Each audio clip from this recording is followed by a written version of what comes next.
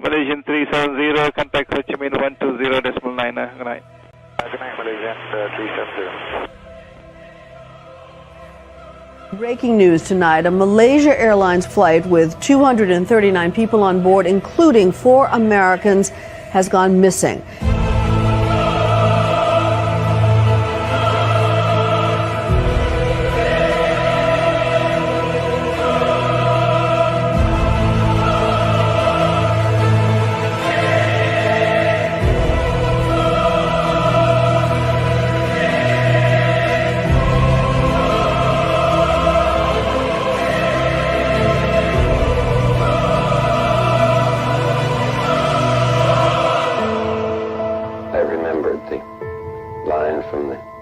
Scripture, the Bhagavad Gita, Vishnu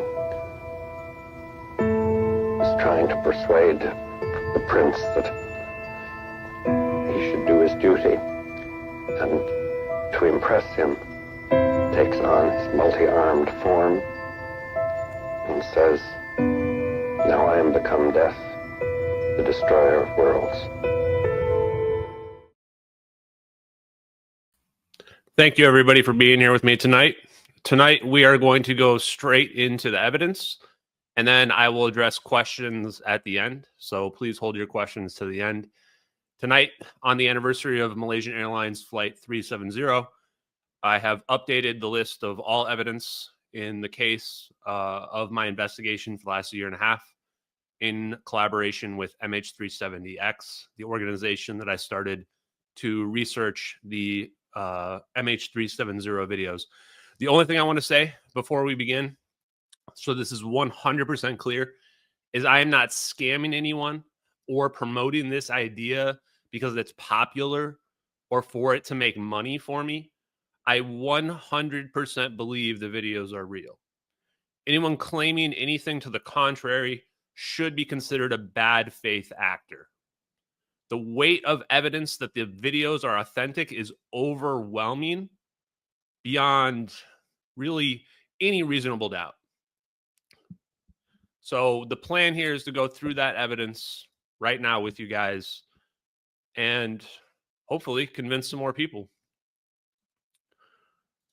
So in the description of wherever you're watching or listening to this, you can find a link to this document right here.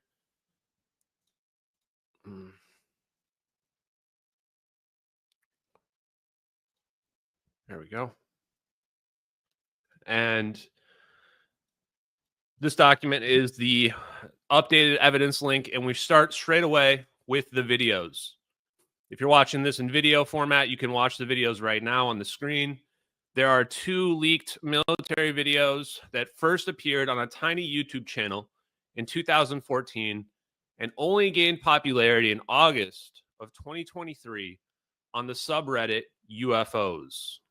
That's where I found the videos. That's where this all began. The first video, archived satellite video, called Satellite Video Airliner and UFOs. There's an archive link. It's from a YouTube channel called Regicide Anon. In the description, it says, received March 12, 2014, uploaded May 19th, 2014. At least that was the published date. And then it says source protected. In the metadata of this video, even though it doesn't say MH370 anywhere in the description, in the metadata, it actually does say both Flight 370 and Malaysia Airlines. So we know 100% this video is connected to MH370 just based on the timeline alone. Now, the second video that came out after this is a drone video. And this one says UAV captures airliner and UFOs. This is also the oldest version, is also from Regicide Anon, but this video was uploaded a few weeks later. In the description, it says received June 5th, 2014. Uploaded or published June 12th, 2014. So there's a lag between they received it and when they uploaded it, according to the story of the videos. Video shows airliner being followed by 3 unidentified spherical objects for a short time. Then airliner and orbs vanish. This appears to be alt angle to previously submitted SAT footage. And then there was a link there to the SAT footage, which now does not exist on the internet anymore. So it's important to point out here as well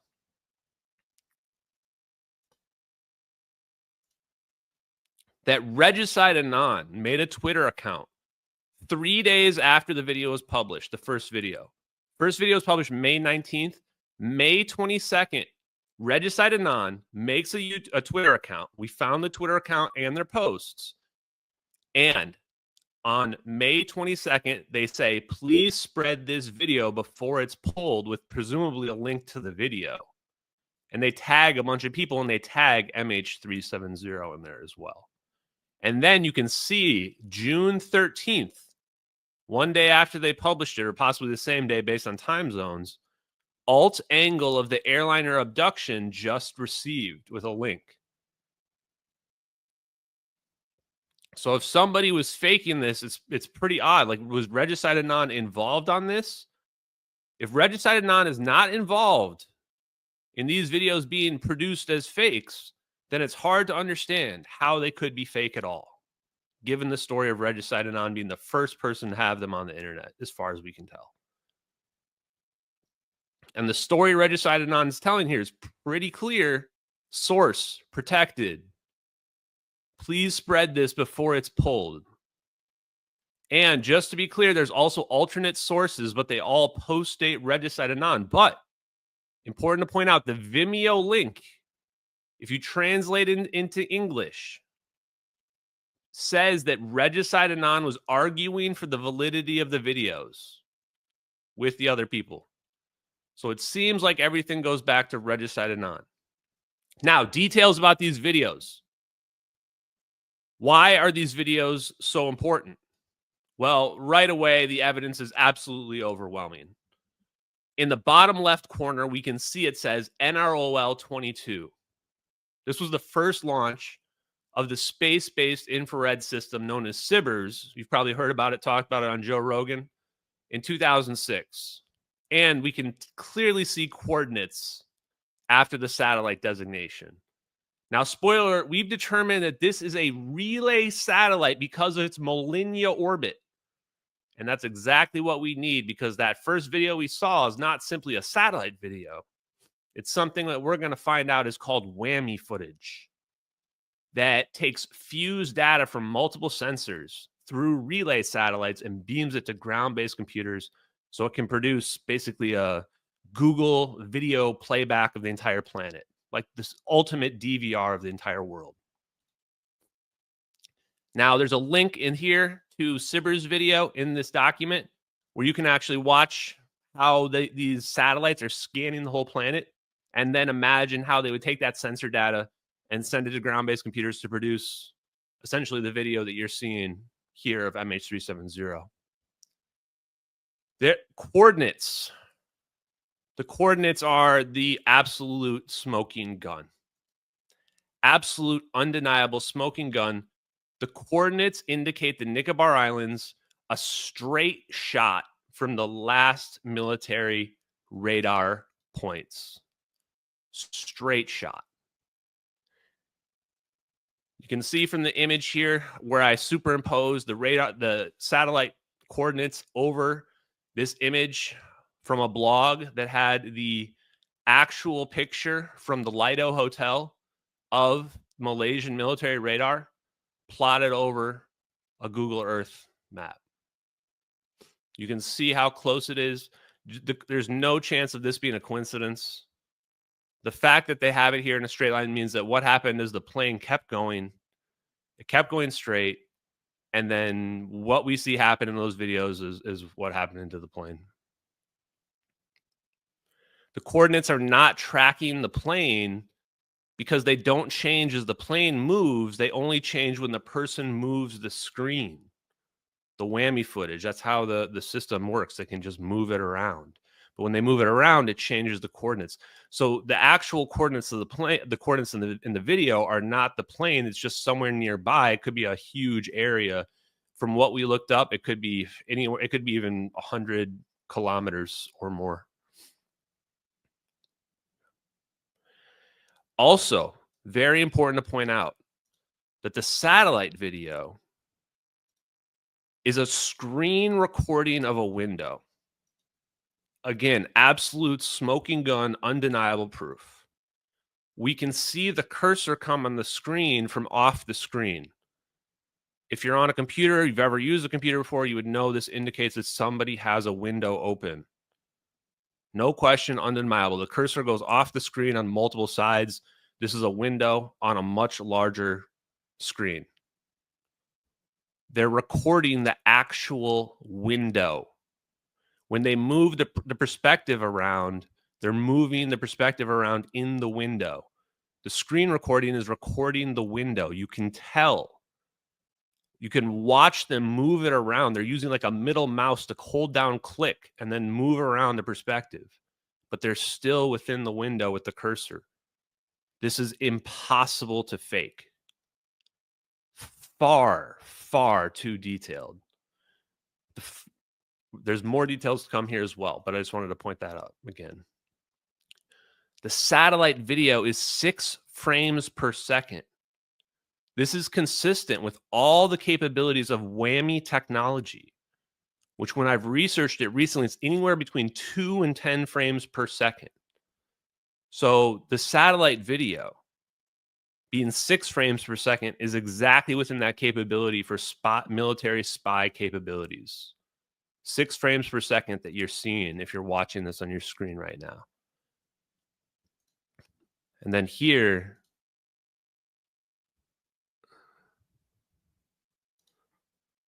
you can see as well that we found online researching it, that's exactly consistent with what we're seeing here. High scene coverage, high resolution, low frame rate.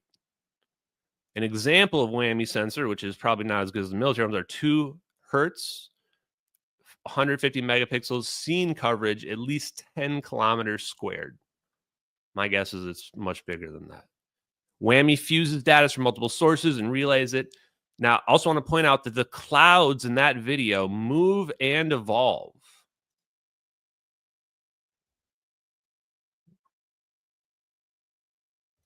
Hold on, I'm getting confused. And there's actually a moment where the smoke is displacing the orbs. So if you click on the link, I've actually uploaded a clip of it. And you can see here that you can see, or the orb is displaced by the smoke here. You can see the accurate fluid dynamics, slowed it down and played it over multiple times. It's easier to see in the color or changed version, but if you look at the original, you will be able to see it in the original as well. We've checked this. There may be other times where it happens. This is the most noticeable time. This detail would require a level of visual effects that is hard to imagine would be being used. Okay. Now,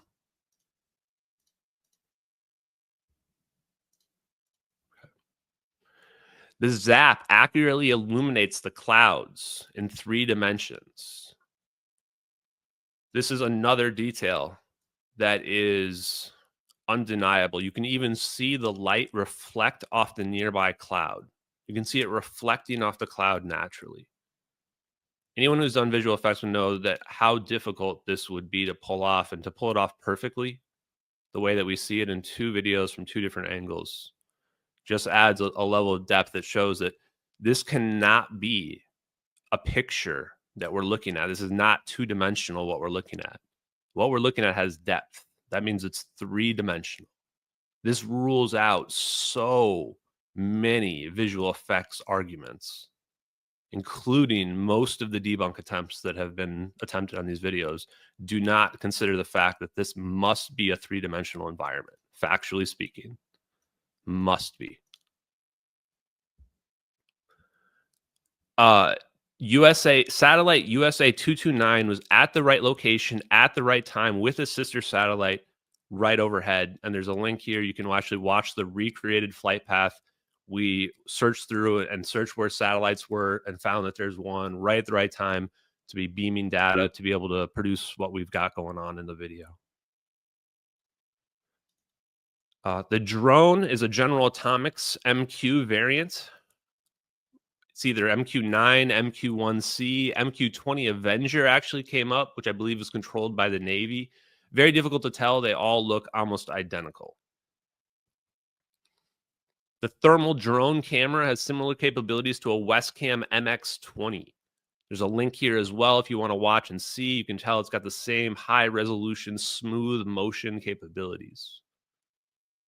When you're watching the drone video, there's actually accurate camera shake as the camera operator zooms in. You can see it in the beginning of the video. And input delay, real input delay from the camera operator as well. So just a couple more details to point out. You can see that the thermal is a literal perfect overlay onto just actually MH370. That's a real picture of the missing plane. So pretty much a perfect match, as they say. Both videos are nighttime. Proven by the fact that there are no shadows anywhere or directional lighting anywhere on any of the clouds. Extremely important to point that out. There are no shadows anywhere in the video, and there's no directional lighting anywhere on any of the clouds.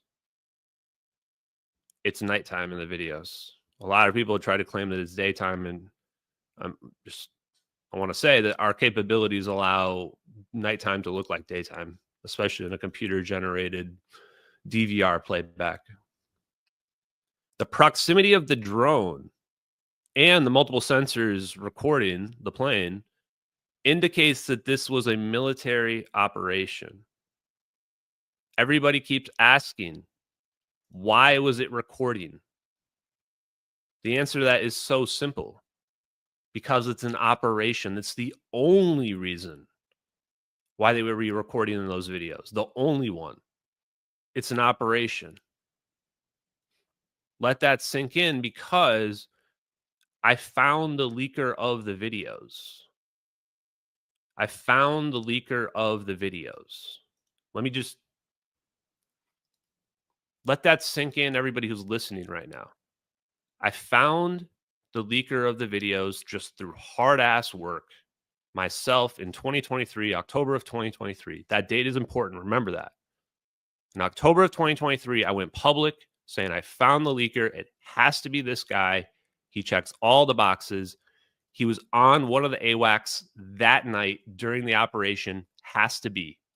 He must have had an emotional reaction to see that and leak those videos like quickly to Regicide Anon. It's not like he leaked them like a years later. He leaked it 4 days after, according to Regicide Anon. He cropped the HUD data in the drone, and he cropped the satellite video, the way he was tracking the plane, so that we couldn't see the drone or potentially other assets that were in the area. There's probably more. He might have thought he was looking at UFOs or aliens like a lot of people do when they're looking at that, only to be later revealed to him that it was actually our technology. This is just hypothetical, but it matches the psychological profile of what might have happened for this to leak. Now, he was assigned the VPU-2 Wizard Special Projects Squadron in February of 2014. They do black operations. Okay, so we've already nailed the guy, like right place, right time, right squadron. Right? That should be enough already, but there's more. He was an aviator, lieutenant commander on the P-8 Poseidon and Lockheed Martin EP-3E Ares II spy planes. These planes fuse collected intelligence for battlefield situational awareness. His role was to relay that battlefield situational awareness, aka video and stuff, to upper command. Lynn's lawyer was quoted saying the investigation into him began April 2nd, 2014. That's a month after the plane disappeared. That's 2 to 3 weeks after Regicide Anon claimed to have received videos. In May of 2014, Lynn accidentally left 2 flight manifests in his flight suit from a deployment that included search and rescue code names. So 2 months after MH370 disappears, he gets caught with flight manifests he's not supposed to have that have search and rescue code names on them. What other, it could only be, MH17 hadn't even happened yet at that point. That can only be MH370.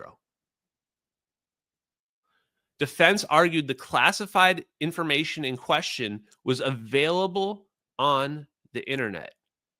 I couldn't even believe I read this in an open news article.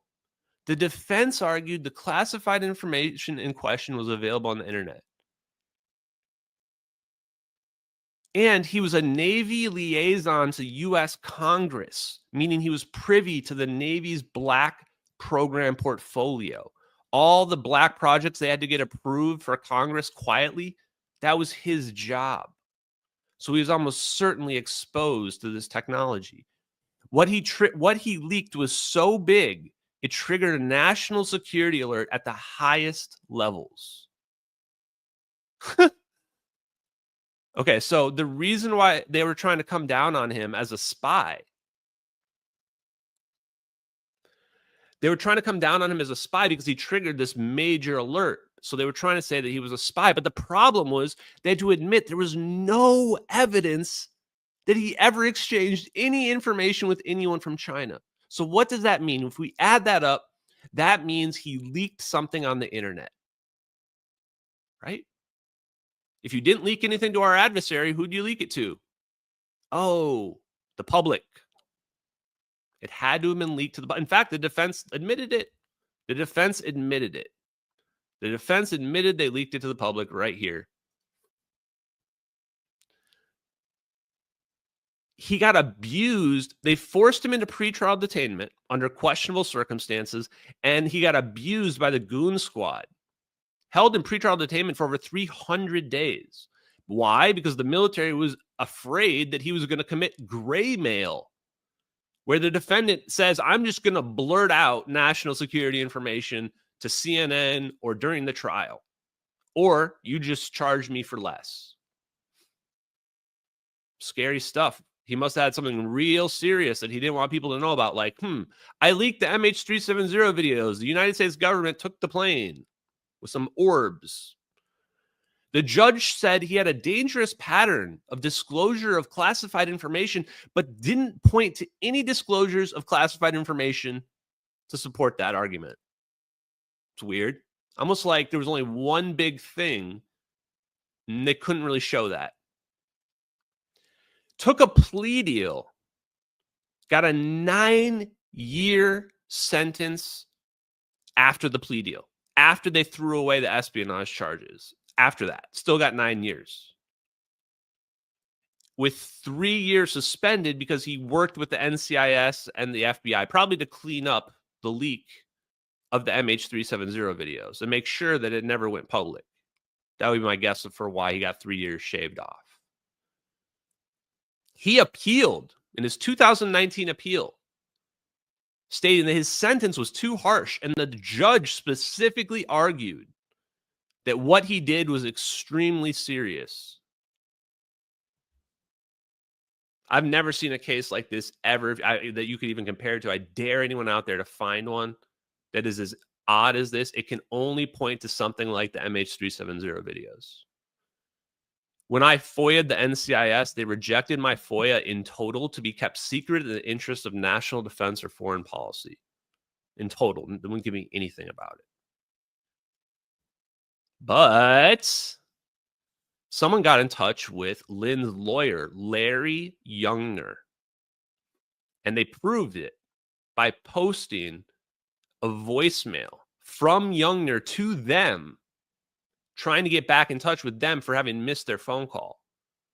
And the same day they posted the voicemail, they posted that they had the conversation with Youngner and asked about satellite video, kind of covertly.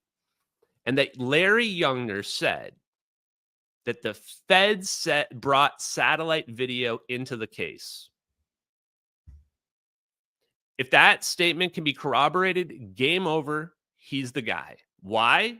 Because no one on this planet even knew we had satellite video unless you were already in black operations or you have been following me.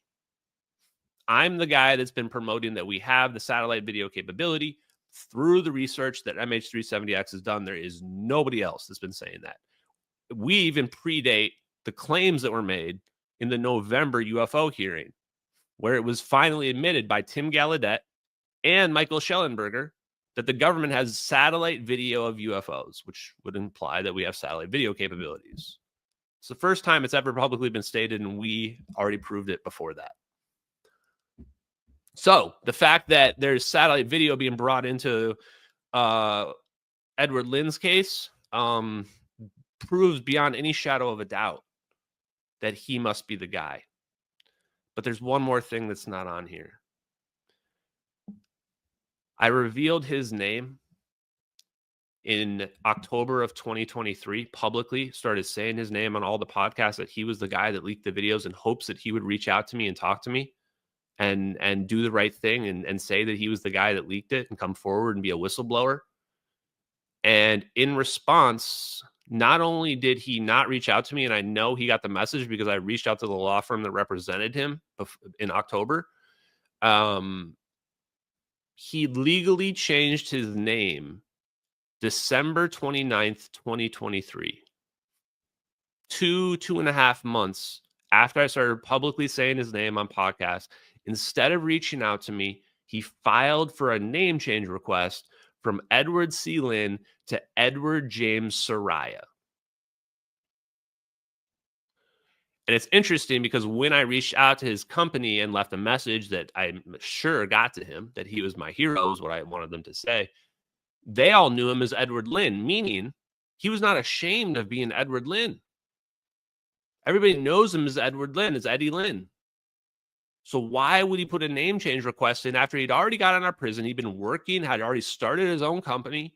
Everything's going fine. There's no reason to change your name. And then all of a sudden, the guy says, you leaked these crazy videos, and is saying Edward C. Lynn leaked MH370 videos. And now, all of a sudden, changes his name. Lawyer won't respond, phone calls or voicemail messages. All I'm asking for is confirmation of the statement he's already made to somebody else. Edward Lynn won't respond. Family members won't respond. This is the behavior of guilty people, beyond any shadow of a doubt. Beyond any shadow of a doubt. This is not a joke. This is not a game. What I'm telling you right now is 100% real. How to proceed, I don't know. We're in uncharted territories. I'm doing my best here as just a normal, random guy that came across this information and has clearly uncovered something just absolutely huge. Huge. So now, the story of MH370. So this is a combination of what I think happened to the plane and then some of the arguments for some of the other claims around the plane. So there are two links here to the flight path video and flight path explainer video. If you want to see both the flight path and understand it visually, and then my short explainer video is a little bit outdated, but still pretty accurate in terms of what I think happened. So first, most important part is the plane didn't crash in the South Indian Ocean. No debris field found. Plane would have exploded into thousands of pieces, whether or not it had fuel in there or not, hidden in the ocean from the sky. It's a massive, massive plane, a Boeing 777. We did the most expensive search in history and didn't find anything above or below water. Let me make that clear. The search didn't find anything. Nothing ever in 11 years. No black boxes were found, despite that they can produce signal at below signal depths of 20,000 feet. There was no problem that it wasn't below the signal depths of the black boxes. They found nothing ever. None of the 4 redundant emergency transponder beacons activated. They only activate on crash. None of them activated. The argument people make is, oh, well, it was like the pilot must have just decided to like somehow perfectly land the plane on the ocean without triggering the ELTs. It's just a continual, like, more and more excuses that have to be made for this like tortured logic to try to continue to believe that somehow this plane went down in the South Indian Ocean. SOSA system, the sound surveillance system by the Navy, would have heard it, just like they heard the Titan sub pop, where the Navy said nothing for 5 days when the sub popped off next to the Titanic. So that system, 1,000% SOSA system would have heard Malaysian Airlines crashing into the ocean. Doesn't matter where, literally anywhere on the planet, they would have heard it. It's a system they've had since like the 50s. There's a Cardiff University scientific paper that found no strong candidate signal acoustic detections. They even compared other historical situations, did the math for the mass of the plane under different speeds going into the ocean. And under all of those circumstances, both hydroacoustic systems within range should have heard the plane hitting the ocean. Neither of them did. The only acoustic detection when they tried to torture themselves into was over almost an hour after the plane would have ran out of fuel, which, guys, planes don't fly without fuel. So can't possibly be that one either, right off the bat. So no acoustic detection. So we have absolute scientific proof that the plane didn't crash in the South Indian Ocean. There's scientific proof. It's just a matter of people don't want to accept it. That's the reality of the situation. Even after just no results after 11 years, scientific proof that they're wrong doesn't matter. Just people refuse to admit that they couldn't possibly, that they've been lied to. I also want to point out that in the location where the plane supposedly was lost from radar, there's still 5 radars in range. This isn't a joke either. This is from the Royal Aeronautical Society 2019 report you can find on YouTube. 5 radars in range still. What?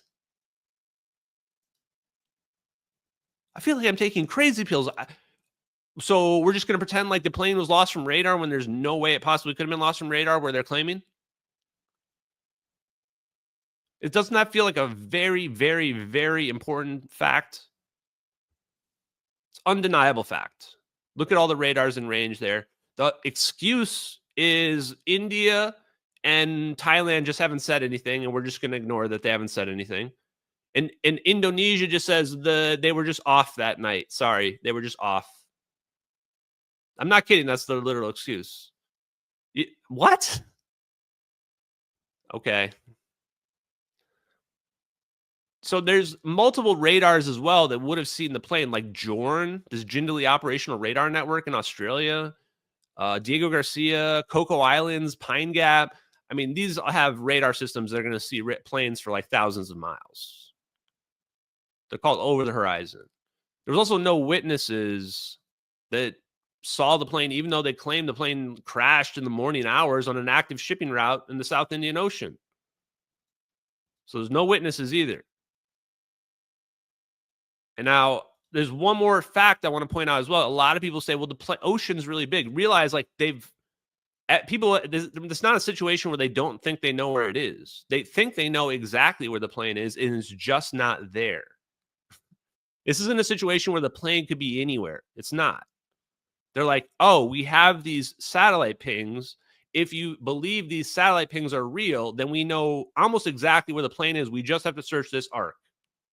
And they've been searching that arc for 11 years and found nothing. So there's nowhere else for the plane to go. The arc is where the plane runs out of fuel. That's it. Game over. Nowhere else for it to be. Let that sink in. I want to say it one more time. It's super important. There's nowhere else for the plane to be. For when people say the ocean is really big, you say they've searched everywhere the plane could possibly be. There is nowhere else for it to be. The only conclusion that can be made is that the plane never went in the South Indian Ocean, and the evidence that led us to that conclusion must be phony. Only conclusion that can be made. I don't want to make a conclusion like that, but we must make it because the evidence of it is overwhelming.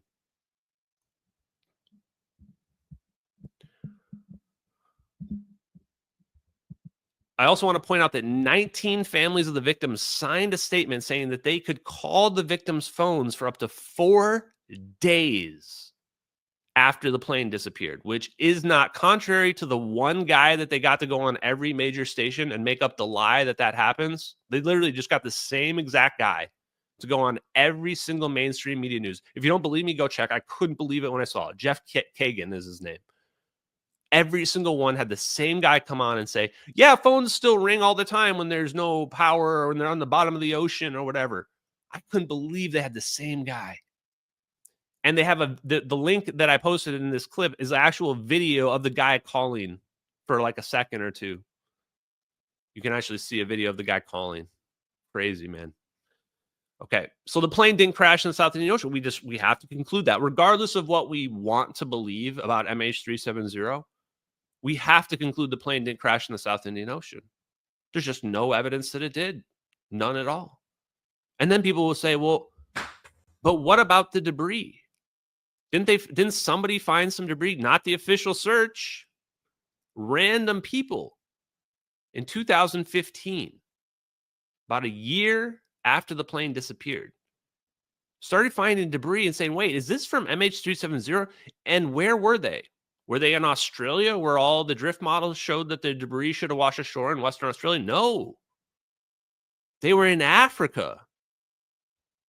Africa? So people start searching around. Africa? Sure enough, more people start finding debris from MH370 in Africa, but not like close to Australia, like in like Tanzania, South Africa. Way, way too far away from where they were searching. But it makes sense because what did I just say in the previous statement? The plane didn't crash in the South Indian Ocean. So now that we're seeing debris wash ashore in Africa, we should be asking the question, wait, where did the plane actually go? Huh.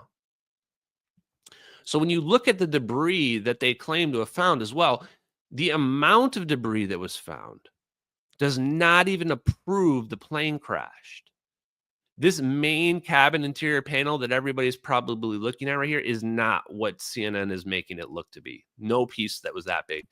The largest piece was the flap, which you can see in the middle of your screen. That was the largest piece found, the flap. And look at how tiny it is compared to the size of the wing. You can fly a plane without a flap and land a plane without a flap. There was not even enough evidence, enough debris found to even remotely claim that proves the plane crashed. You can just see it with your eyes.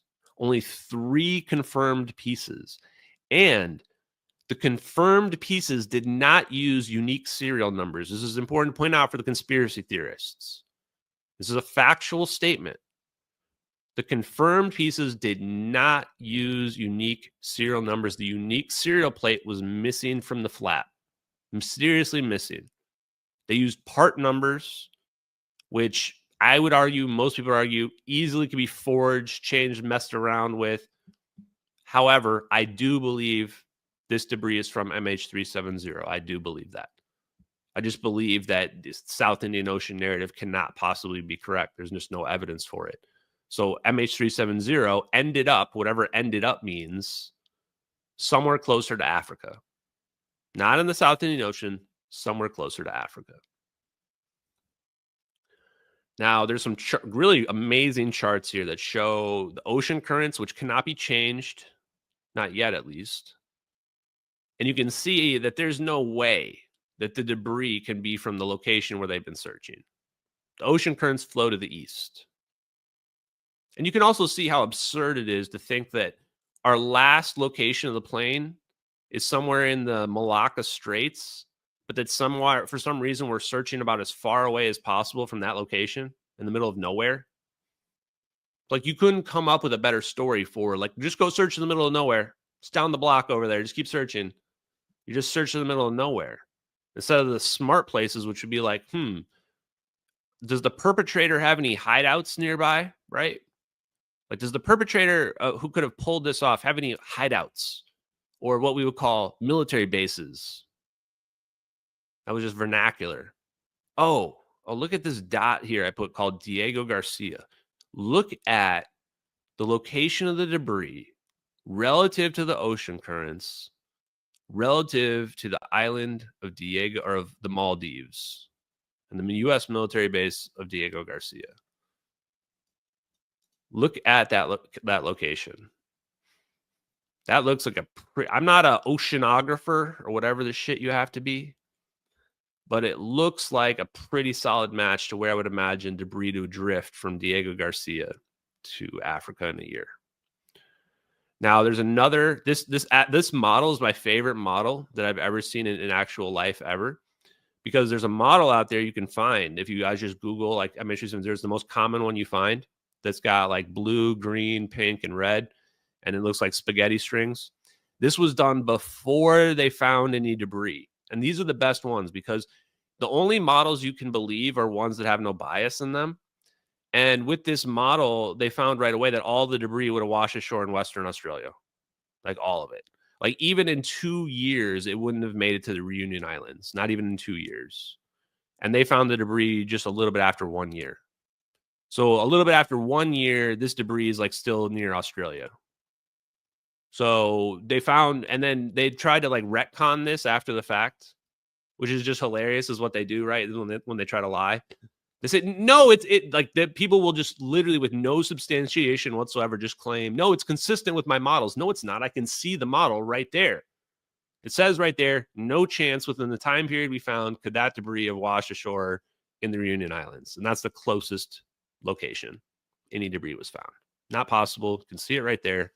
All the debris, the vast majority of it, 95, 99% of it, should have been washing ashore in Western Australia. Crazy, right? Okay.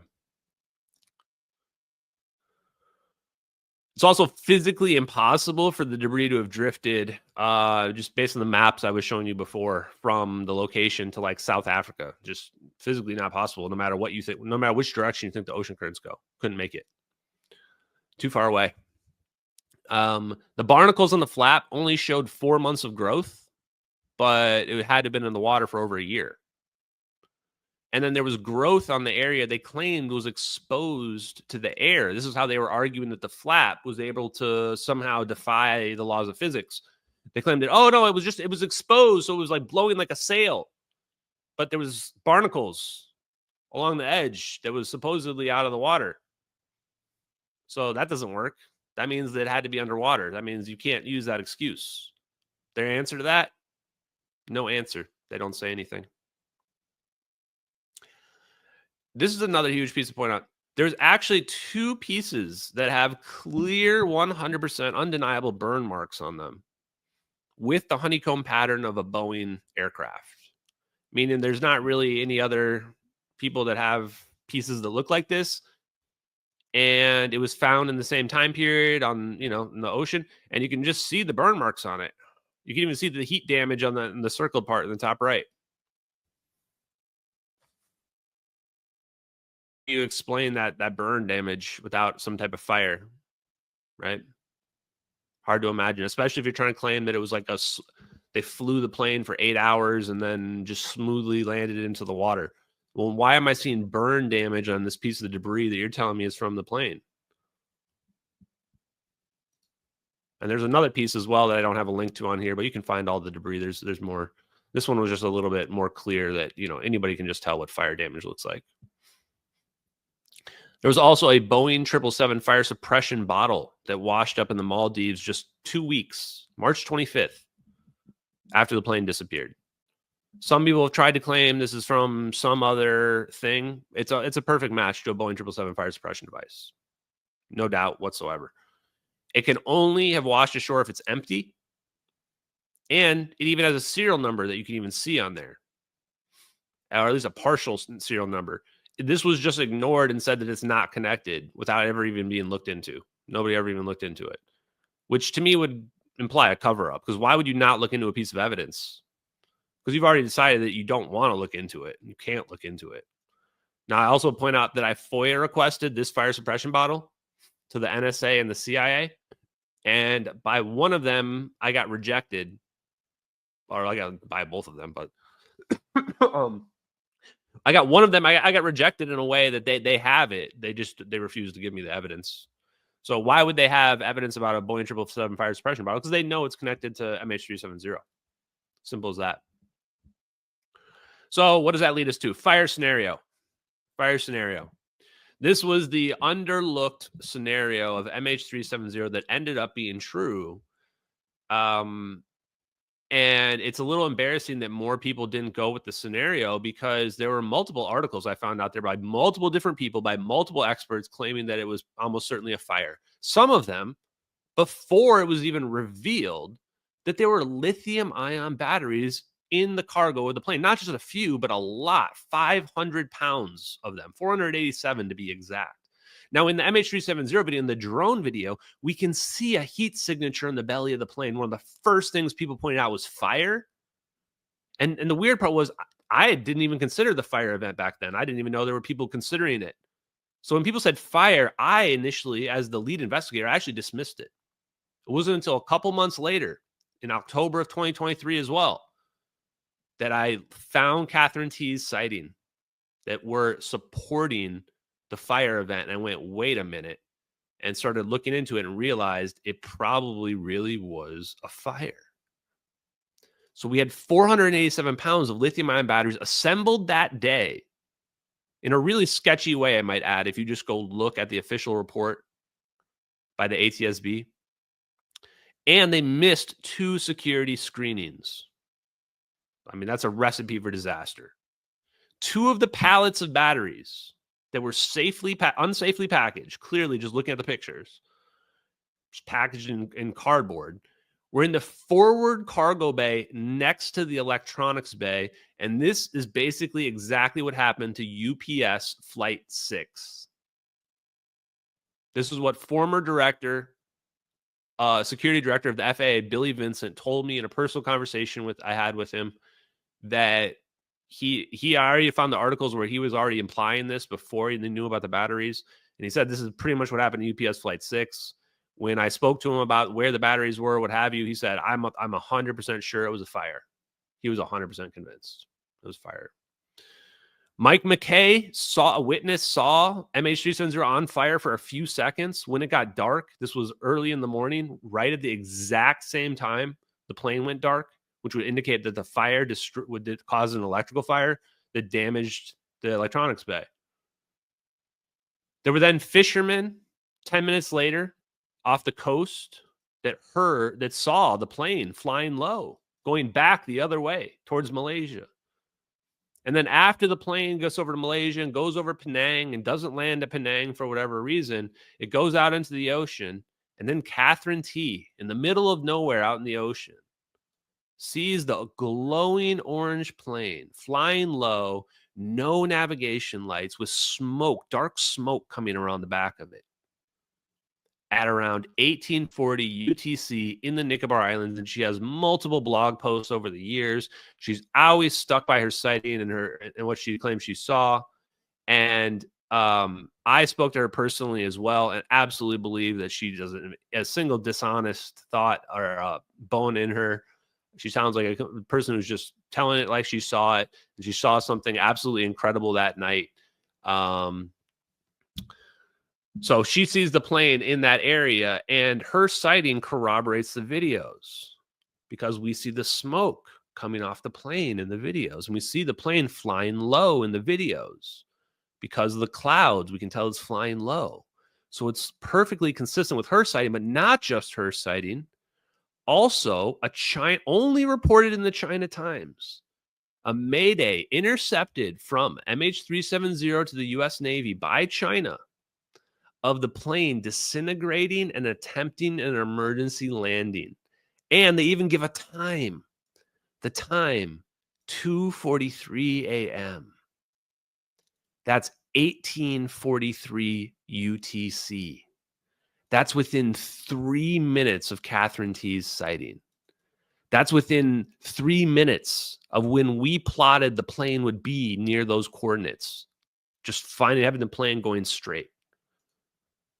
So we have 3 sources of corroboration. 2 videos, military videos in perfect sync with location of them that we can figure out the time. Catherine T's sighting of seeing the smoke coming out the plane and the glowing orange with the fire. And then we also have an intercepted communication that implies the U.S. Navy is responsible. If they were communicating with the plane, they're the ones responsible. If they're the ones filming the videos, they're the ones responsible. I mean, it clearly implicates the United States Navy. And here it is. I'm just going to read it out. In addition, the U.S. Embassy in China said that at 2:43 a.m., the U.S. military base Tai Po, Thailand, monitored an emergency SOS signal from Malaysian Airlines Flight 370, in which the pilot of the plane called that the cabin was about to disintegrate and that they wanted to make an emergency landing. The U.S. Army in Thailand has provided this signal to the Malaysian side. What the actual hell? What the actual hell? There was only a few investigators talking about this early on, and no one talks about it since. You watch anybody's YouTube video about this other than mine, and you're not going to hear them mention this. I mean, why are we just ignoring the fact that there was an intercepted Mayday call of the plane on fire? What, are you kidding me? Do I need more evidence that the plane was on fire? Okay, you need more? Here's more. What were they saying the day the plane disappeared? March 8th, when the plane disappears, what was the first thing they said? Usually the first thing they say is not going to be covered up yet, right? Because they're reacting emotionally and they're just trying to get information out. Then they have to stop giving information out and start coming up with a cover story. So what did they say right away? They say Subang Air Traffic Control lost contact at 2:40 a.m. What?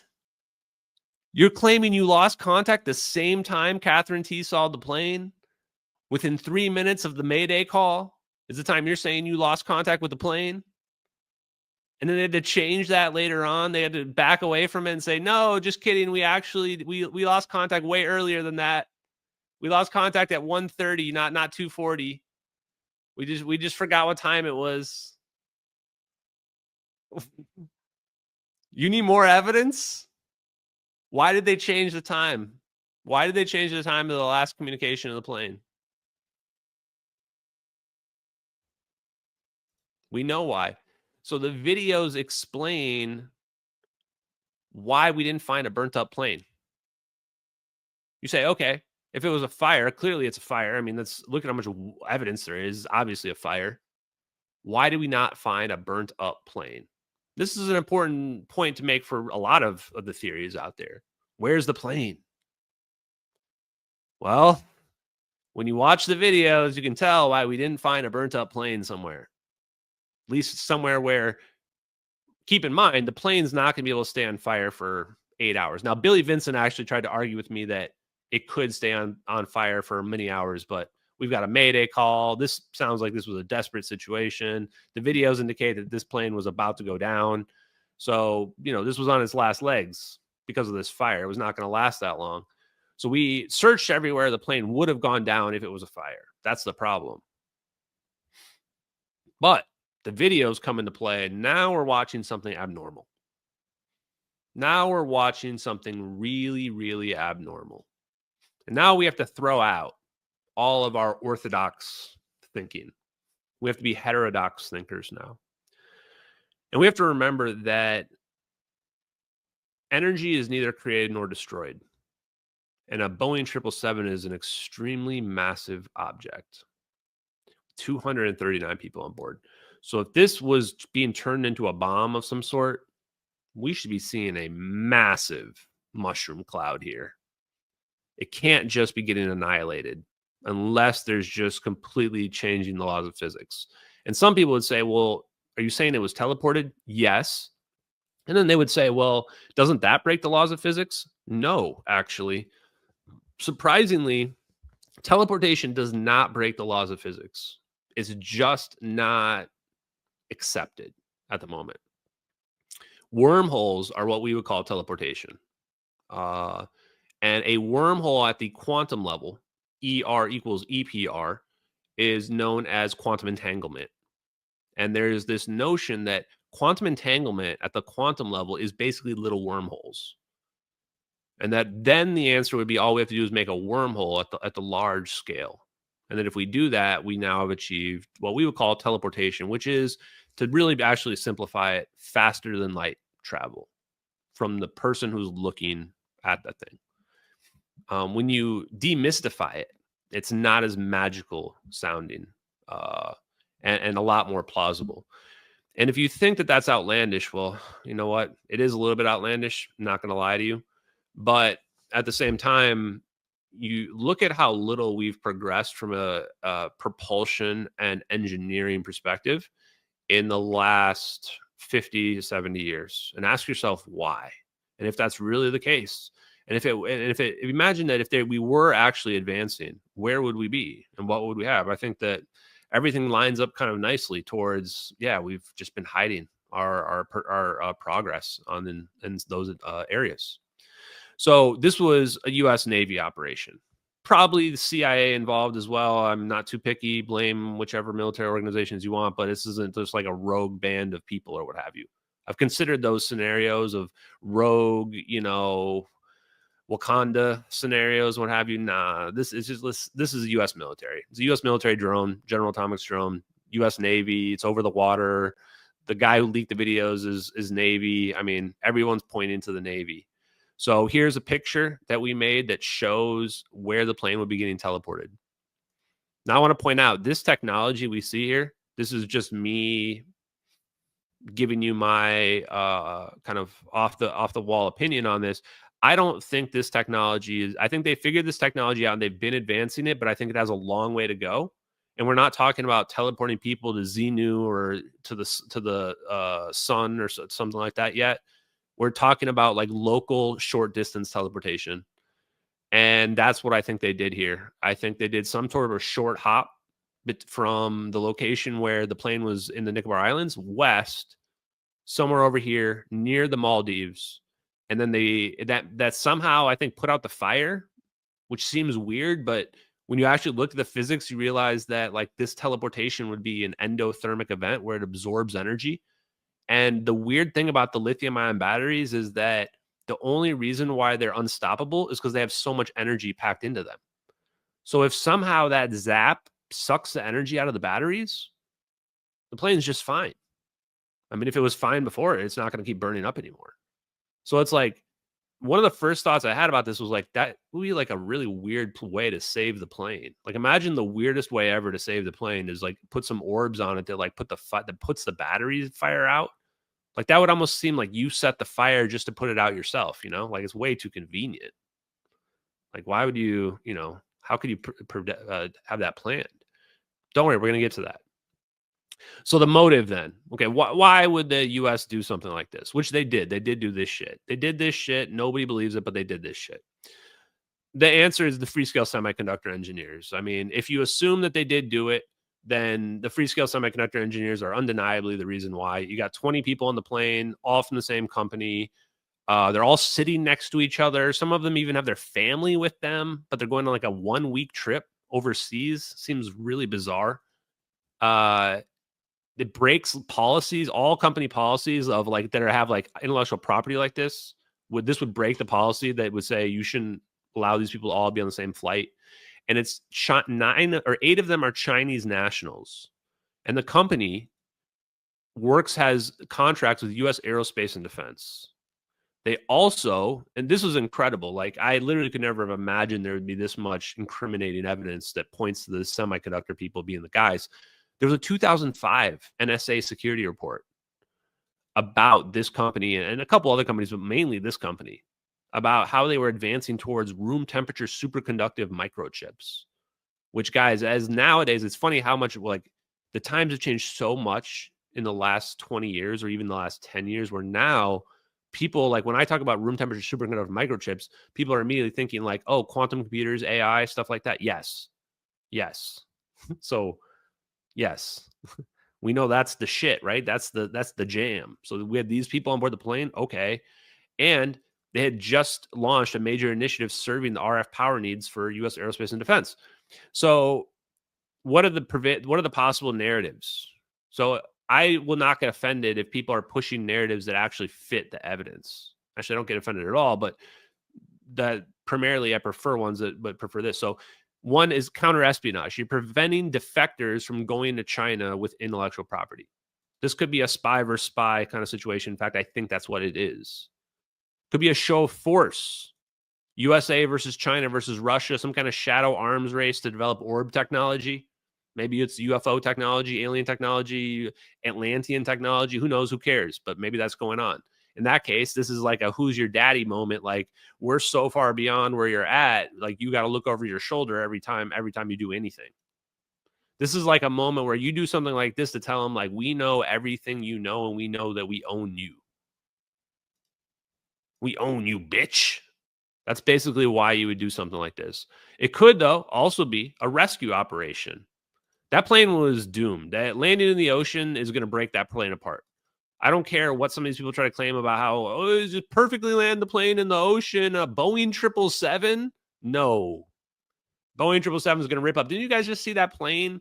It was Alaska or Canada. It like hit the ice and then flipped over and the wings broke off. Like the moment one of your wings hits anything, the wings are going to crack off and that plane's going to do a barrel roll and crack in half.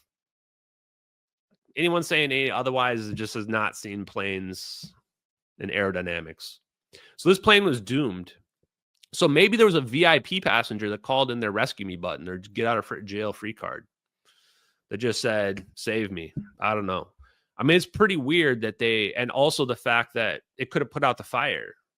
It seems very organized, like too organized, like way too organized, actually. It could also have been an experiment. You know, if this technology is relatively new and they generally know what it does, you know, maybe they thought, okay, here's the perfect opportunity to use it. We're going to kill these people anyway, or whatever we plan to do to them. You know, might as well zap them with some orbs and see if they come out the other side deformed like hills have eyes type people, or if they, you know, are okay. Or maybe they come back with mustaches from the Bizarro dimension. Who knows? Maybe it's alien technology and we have to test it out before we use it on the aliens or something that we're going to fight. I don't know. Once again, I don't care what the answer is. I just want us to admit that the United States Navy, did this to the plane because clearly they did. Now, I want to point out everybody was blaming the United States. For some reason, the world ignores this. Like everyone just acts like nobody knows who did it. Everyone's blaming the United States except for the United States. Everyone. Russia, the GRU report claims the United States Navy diverted the plane. China Times is saying that the U.S. Navy had communications with MH370, clearly implicating the U.S. Navy.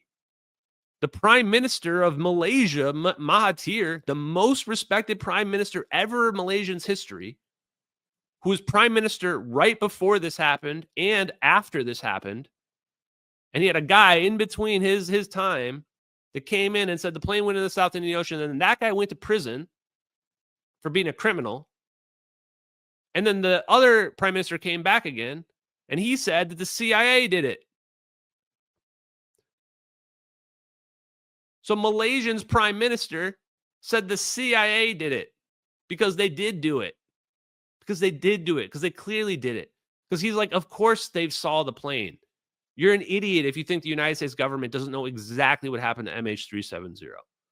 They know exactly what happened. I'm not talking about vaguely. They know exactly what happened and why it happened and everything. And anybody claiming the United States government doesn't know has not been paying attention, has not looked at the FOIA requests or the stack of FOIA rejections that I have from every agency in the United States about MH370. And if they were not involved, there'd be no reason for the level of secrecy involved in this plane.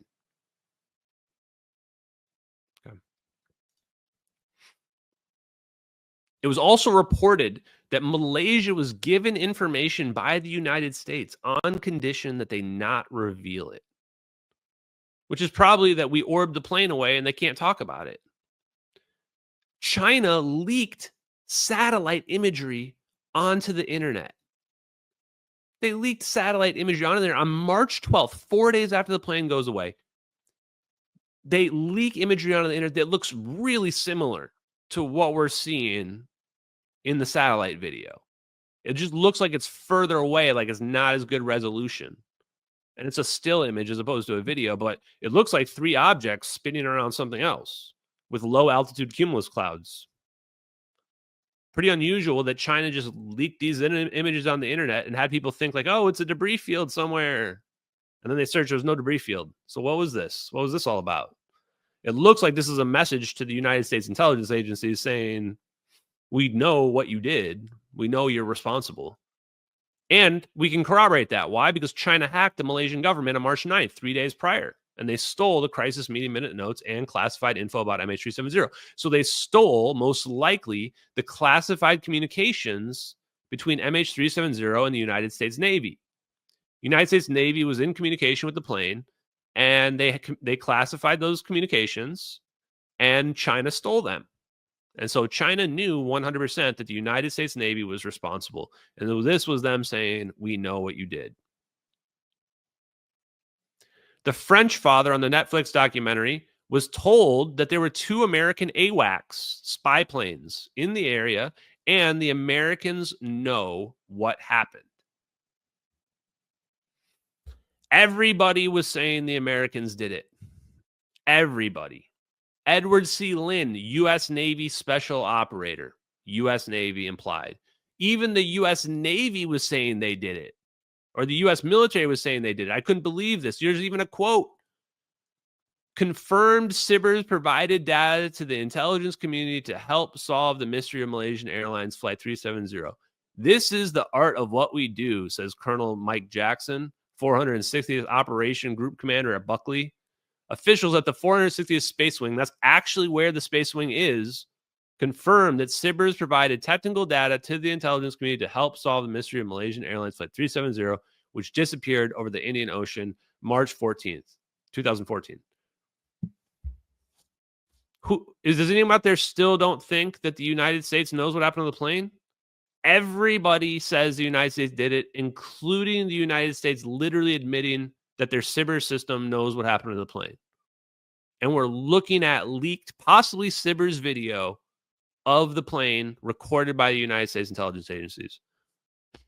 I'm actually a little bit surprised that it's this hard to convince people at this point. Isn't that like beyond any shadow of a possible doubt? Like case closed. What else is there to even discover? So the cover up, obviously the United States did it, no question. So can we show how they prove? Can we prove the lie? Yeah, we can prove the lie as well. Oh, this isn't the thing. Okay, so there's some interesting facts about the plane, about the cover up here. So the satellite coordinates could only be the Nicobar Islands because the videos predate the whole South Indian Ocean narrative. The videos say they were received March 12th, 2014, but the South Indian Ocean narrative was not even developed March 13th, till March 13th. And when and who pushed that? Unnamed U.S. officials, aka intelligence officials, started leaking information to the media on March 13th that that MH370 flew into the South Indian Ocean. Now, not only are we implicating the U.S. military, but they're the ones who spread the fake story that the plane went into the South Indian Ocean. They're the ones who sent us to the wrong location. Why are we believing the people that literally everybody said was responsible? It's like going to the killer and asking where the bodies are at. It's not going to send you to the real location. The real location is Diego Garcia, by the way. We're going to get to it in a minute. That's where the plane went. So the White House was calling Malaysia every day. Again, there's no reason for the White House to be calling Malaysia every day. You leave that to your State Department. There was one adult American on board the plane. Why would the White House be calling every day? And you think, oh, because they care so much, then why was that President Obama's first press conference about MH370 wasn't until 10 days later on March 17th? I think it was March 17th, maybe March 19th. He waited 10 days to talk about MH370. Why? Because he had to wait till the cover story was built. Why didn't Obama talk about the missing plane the next day? It's like I would have expected a press conference literally on March 8th about the plane disappearing. Instead, he waited 10 days to even discuss it. And then after that, he went to Malaysia. For the first time, any president has gone to Malaysia in over 50 years. Obama goes to Malaysia the next month in April. And he gets a couple sound bites about MH370, but barely discusses it. And never discusses MH370 publicly ever again. Go check it. I couldn't believe it. I asked AI. I looked myself. President Obama never discussed MH370 ever again after he visited Malaysia in April. At least not in any public way, in any serious way. I mean, if you couldn't ask for a perfect lineup to incriminate the United States, and they're acting exactly how you would act if you were the person who was the person who perpetrated the crime, and then was covering it up.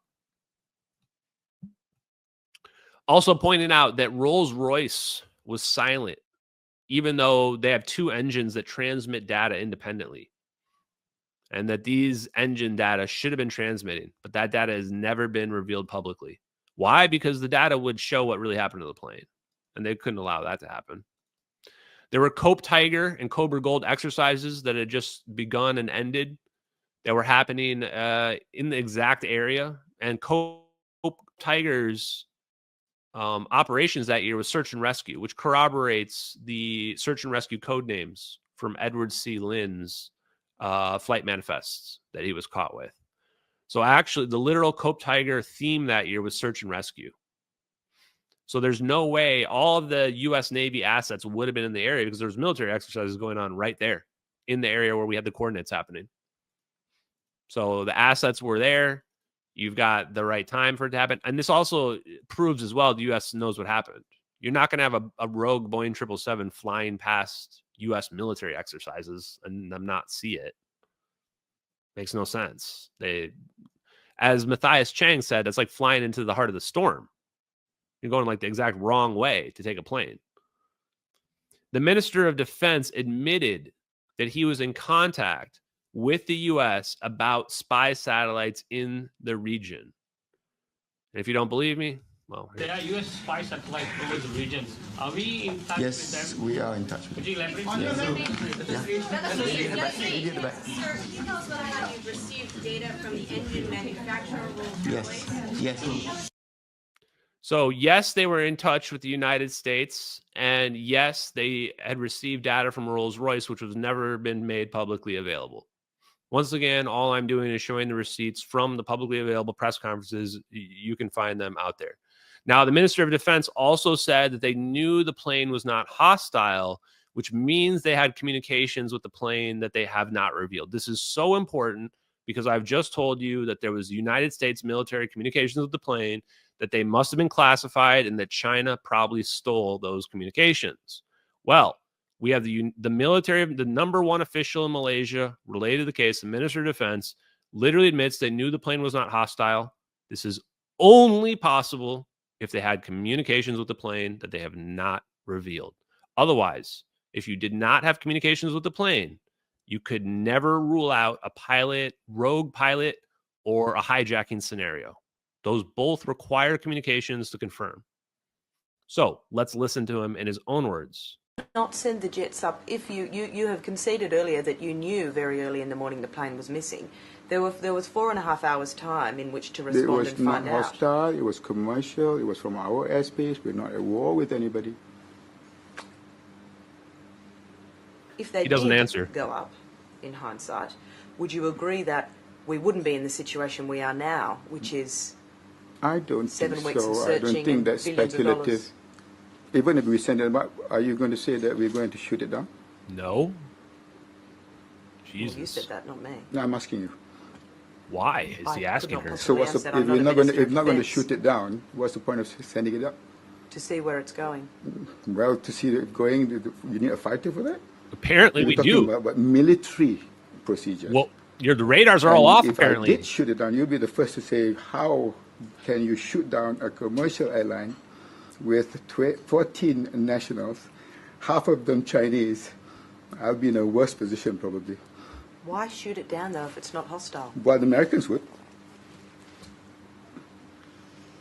Why that weird statement at the end about what the Americans would do?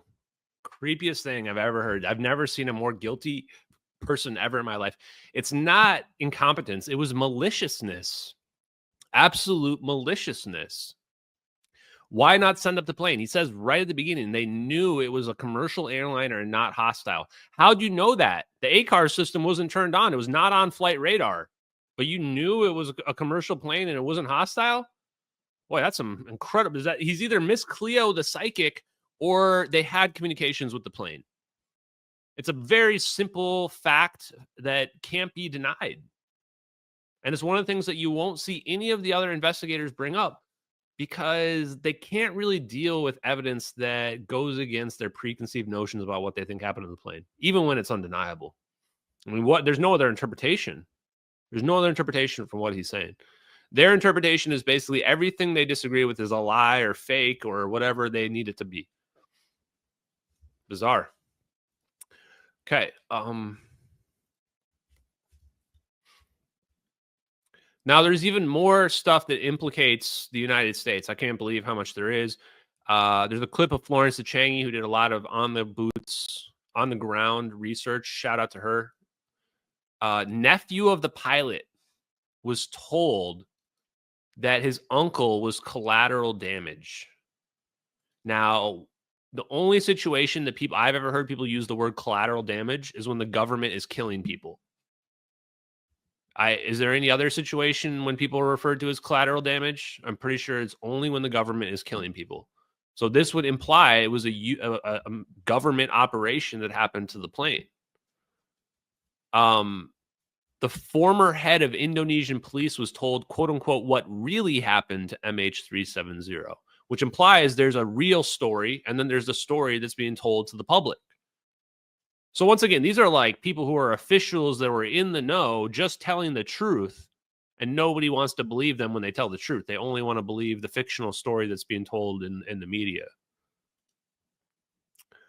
And then just to add this on there, weirdly, there's 2 Iranian fake passengers who are using stolen passports, traveling together, and change their appearance to look like the people in the passports. And they were just dismissed in one day after the plane disappeared as well. They were just refugees, like they were trying to go to Amsterdam, but they were going to Beijing for reasons that, whatever. What? We're just going to gloss over that a plane disappeared and there's like 2 people from a, let's say, adversarial country to the United States that are fake passengers on stolen passports. Okay. I guess we'll ignore that. If they were operatives, they would be exactly what we'd be looking for. I'll just leave it at that. Now, where'd the plane go? It went to Diego Garcia. Why did it go to Diego Garcia? It's the only place for the plane to go. It's the only place. Everybody was saying, including Mark Dugain, who's a famous author and got a lot of heat for it.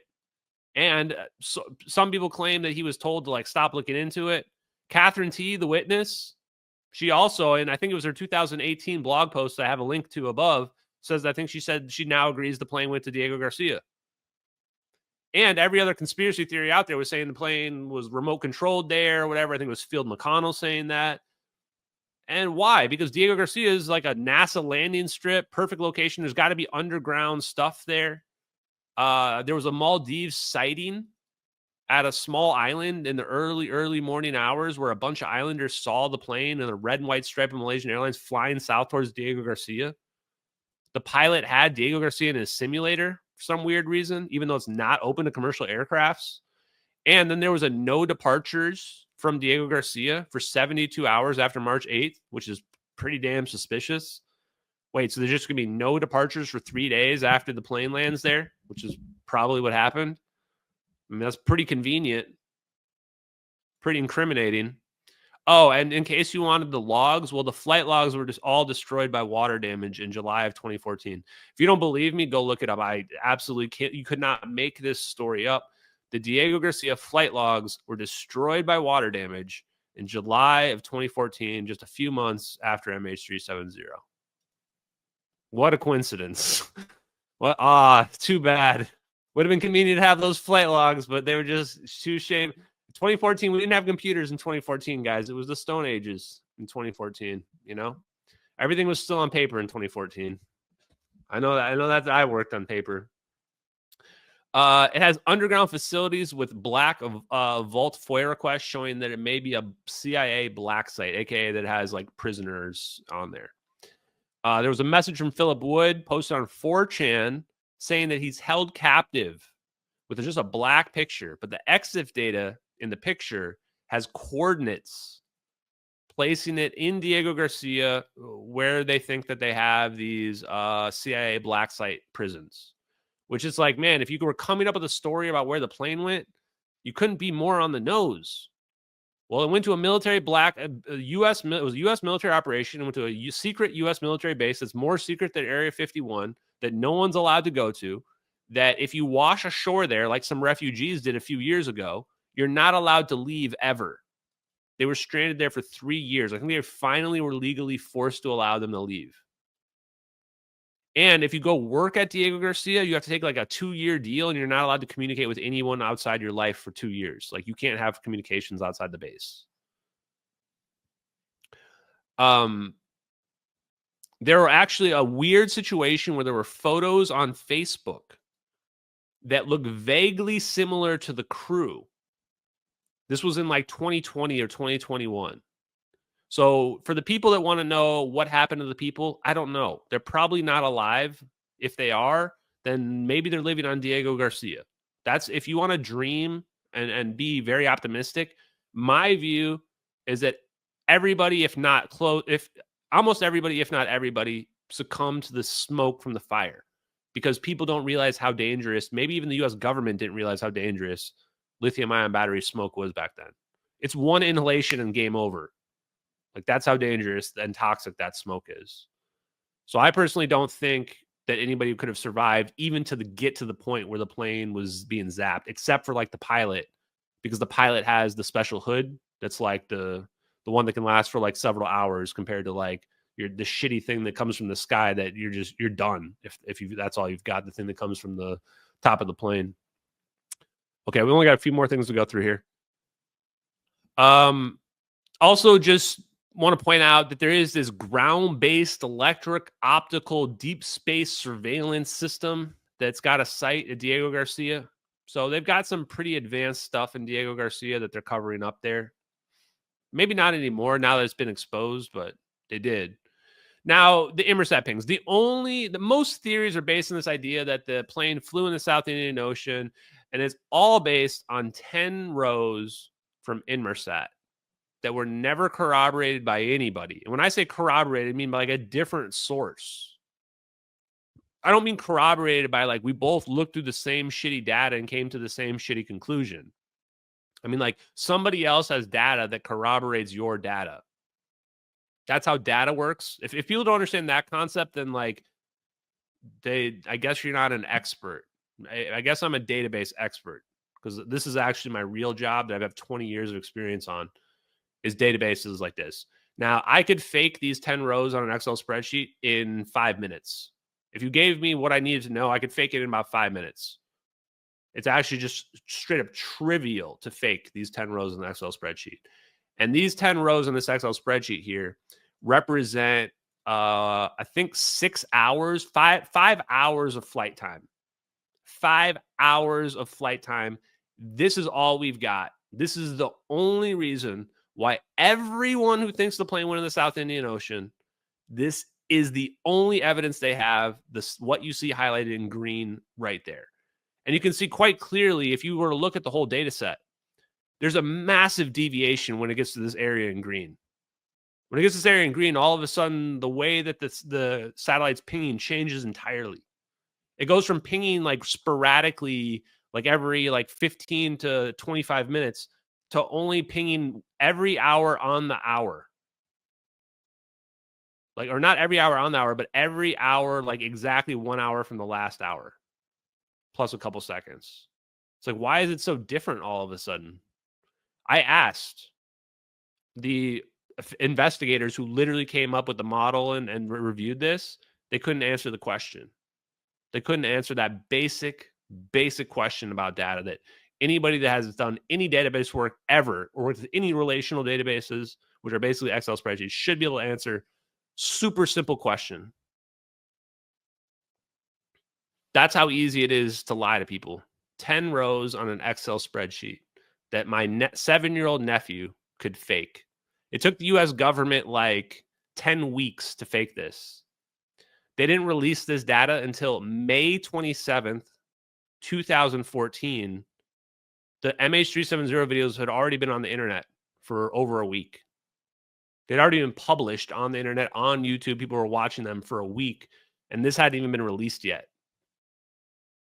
So we're thinking Somebody couldn't fake 10 rows on a spreadsheet, but they faked two videos in perfect synchronization of U.S. military telling a perfect story of what really happened to MH370. It's incredible to me how people who call themselves skeptics don't apply the skepticism to the people who are presenting that they want to believe.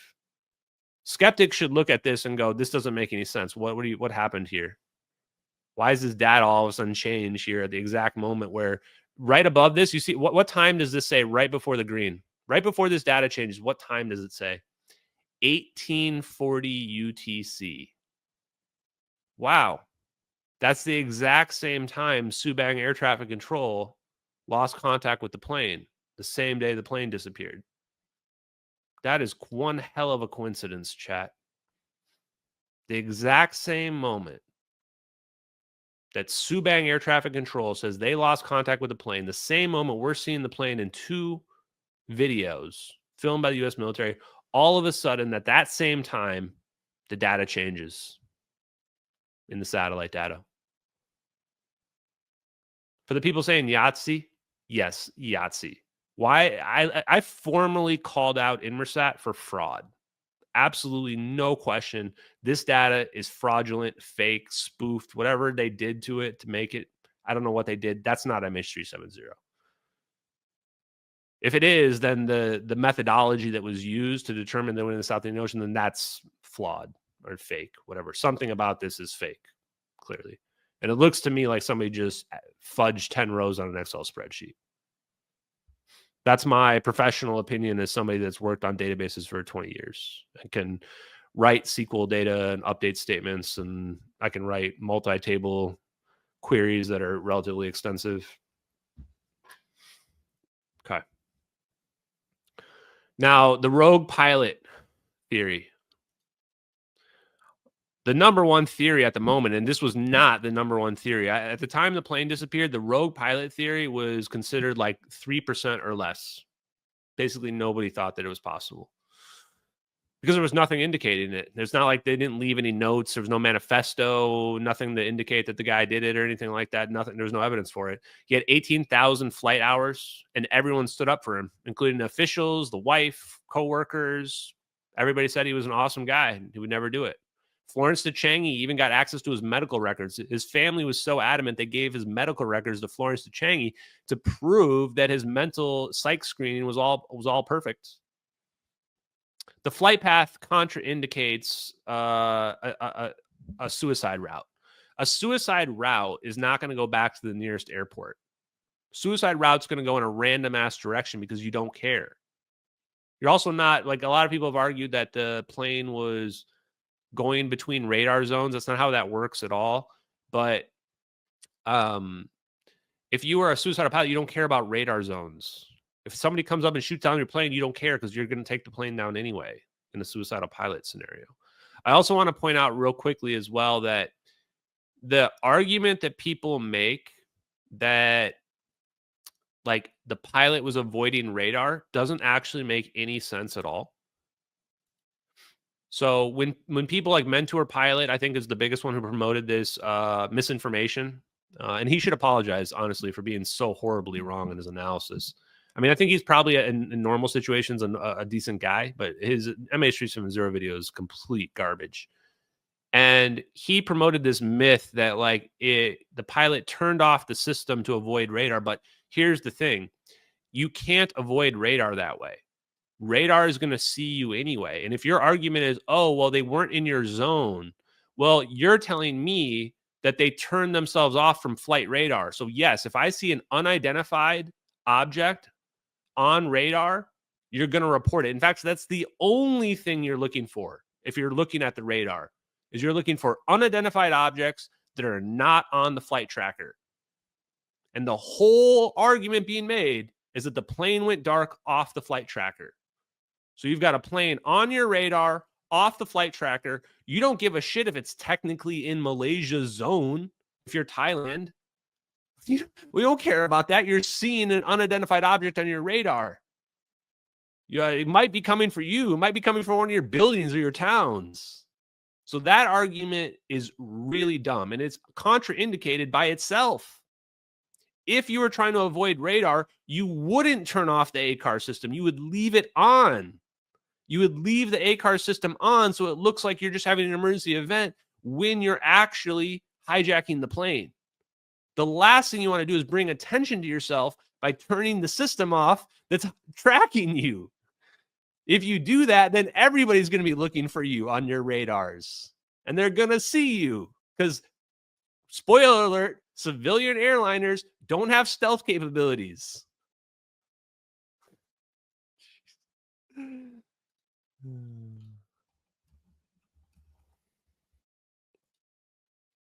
That's a good clip. Okay.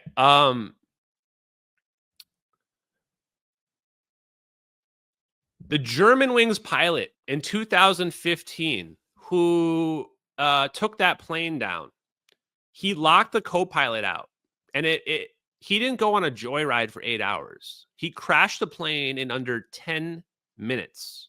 He basically just flew it directly into a mountain. That's what you do when you're a suicidal pilot.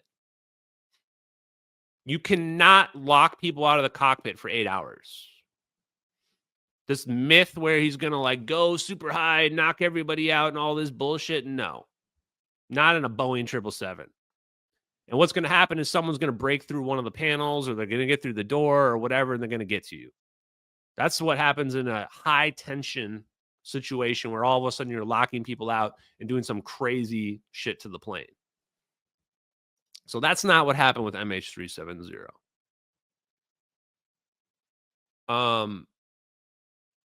Now, the simulator data. Now, Jeff Wise, I believe, in New York Magazine was the first one to promote the misinformation that I still hear spread around all the time. So do your best to fight this misinformation, that the simulator route was being practiced by the pilot. Couldn't be more fake. Could not be more fake. Jeff Wise spread it because he's the biggest source of misinformation about MH370. That's not being me being mean. That's just a factual statement. Jeff Wise has to live with the decisions that he's made in his life. And writing that article that claimed that the pilot was practicing the simulator data was super fake. It was wrong. He should feel bad for doing it, and he should apologize for doing it. Because here you go. This is an actual route of the simulator data over the top of various real flights of 150 that was from Jeddah or from Kuala Lumpur to Jeddah. You can see it's a direct match. He was actually scheduled to fly this route February 4th, 2 days before he was 2 days after he was practicing it. So no, he was not practicing the simulator data, the route. That was all fake. He was literally just practicing the route that he was scheduled to fly. This is not the route MH370 took that we're looking at here either. This is also not the route MH370 took. I just want to point that out too, because this is just probably the biggest point I should point out from this here is that Jeff Wise literally just made up a complete fiction where a non-matching route he claimed matched what happened to MH370, not even remotely close. Complete fiction. Completely just from whole cloth, Jeff Wise invented a completely fake narrative that did contraindicated by reality, and the FBI and officials corrected it. And yet people still to this day, 10 years later, still believe that the misinformation that Jeff Wise intentionally spread about MH370. Honestly, Jeff Wise is the last person on the planet that should ever, ever, ever talk to anybody else about misinformation. Like literally, he's the worst offender. Okay? So there you go. And just here's a direct quote from the officials, just in case anybody really is still trying to spread this myth. The people that are out there pushing this shit that the pilot did it, you got to just start coming to accept reality. There's no evidence the pilot did it. We have examined the pilot and the first officer, and we are quite satisfied with their background, their training, and their mental health. We are not of the opinion that it could have been an event committed by the pilot. Simple as that. Now, let me just ad hoc real and point out that for a lot of people, the problem is they don't have an inner monologue. They don't have the ability to think for themselves. And for those people, they need there to be a normal explanation for what happened in this plane. There must be in their minds, because in their reality is so plain and fake that there is no room for an extraordinary thing to occur. There's no room for a narrative outside what they're told to believe to happen. And so for those people, they have to ignore all of this because they need there to be some plain Jane explanation for where this plane went. But there is not. There is not one of those explanations. It is, in fact, we've ruled them out all out tonight conclusively. The plane didn't go to the South Indian Ocean, didn't crash in the ocean at all. The debris contraindicates the entire search effort. The debris doesn't even prove the plane crashed.